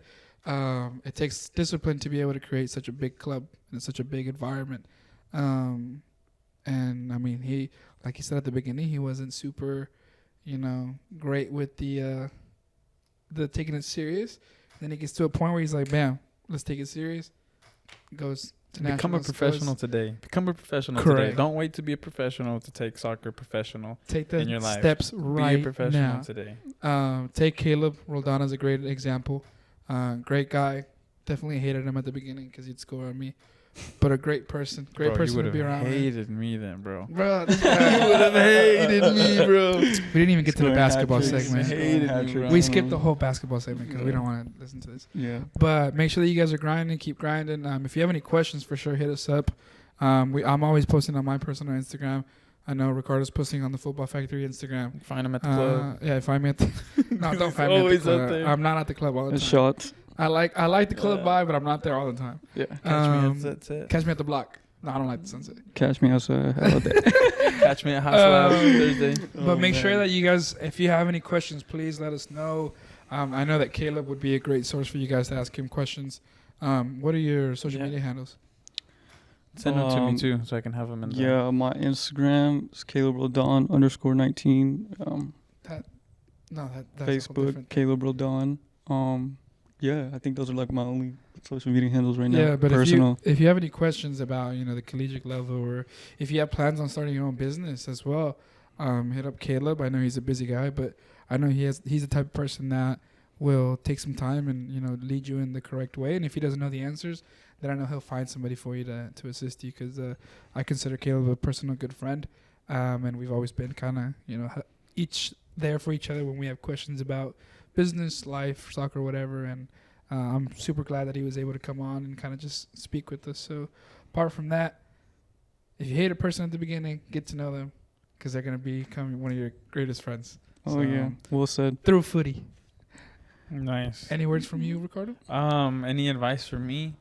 Words of wisdom. Words of wisdom. I got one. Our wow segment. If you're working and you're getting paid, pay yourself first. Mm. Whether that means invest in something, put savings away, put that savings away, whatever that's what I mean by pay yourself first. Invest, put them in your savings, because if you are the type of person that wants to pay your bills first, save up a little, because you're going to eat out with the family, and then at the end of the 2 weeks you're just going to say, I'm going to put away what I have at the end of the 2 weeks. You realize that you don't have anything. It's always best to pay yourself first. So a little financial literacy for those people. I need to do that. I need to do that for myself. Yeah. What about you, Good Caleb? idea. Any wow? Yeah, I always told myself that if I'm ever on a platform, I try to give the best advice and wisdom based off my understanding of life. First of all, I just want to start off with I humbly thank God for every experience and every moment that I've lived through. Everything has been a lesson for me, good and bad. And, without them, I wouldn't be where I'm at today. I truly believe that everyone is capable of following their vision of what they're trying to achieve. And it's hard. It definitely is. But if you commit to it and you believe it and you keep yourself away from the people who are hating and aren't showing the support, because you'll have, in quotations, friends and family, but you don't always get the support that you want. But that shouldn't stop your vision. The vision continues through you, and only you can see your vision. People will come through your path and will try to throw it off, but that doesn't mean that should stop you. Only you will see it, and if you truly believe in what you're doing, there's a good outcome from it. And that's with everything: soccer, business. And honestly, I agree though. I agree with what you're saying, because if you have that, it's like the law of attraction. yeah, Set a goal, and the world will surround you with people that will help you on your mission. Yes. Yep. Just don't stop. I truly believe that 100%. And it's true. Like, don't chase, attract. Ever since I started focusing on me, building on what I wanted to build, the right people have came along. And I truly believe that can happen for everyone else. Perfect. Yeah, it's been wild, and And it's just getting started. Yeah, I it cannot is. wait for the next couple of years to see how crazy it gets. Man. Just wait until Caleb starts hosting these Haas Labs in the metaverse, where you can log in through your Oculus and then start playing, and then meet up virtually through this metaverse. Dude, yeah, that would be It's gonna be insane. insane. It's gonna happen, bro. It's Hey. gonna happen. But beautiful words by Caleb. Just words of wisdom from a young man who's starting his business and Yeah. letting it grow from the bottom, and it's getting intense. Yeah, I just had an idea, and I know it sucks that I had this at the end of the podcast, but I had this idea on how we can save FIFA through a play to earn model. People can get paid to play FIFA, but we'll talk about that. We'll talk about that on the Yeah. next podcast with Boy. So. Peace. Peace.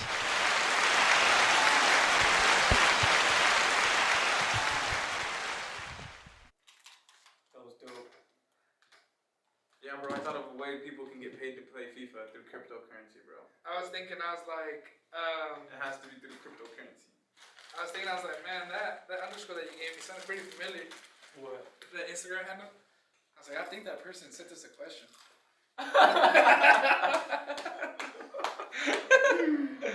That's so funny, bro. When I saw it, I forgot that I said that. He was like, bro, something. He felt flattered for a second. He's like, yeah, I wonder why people are actually worried about that.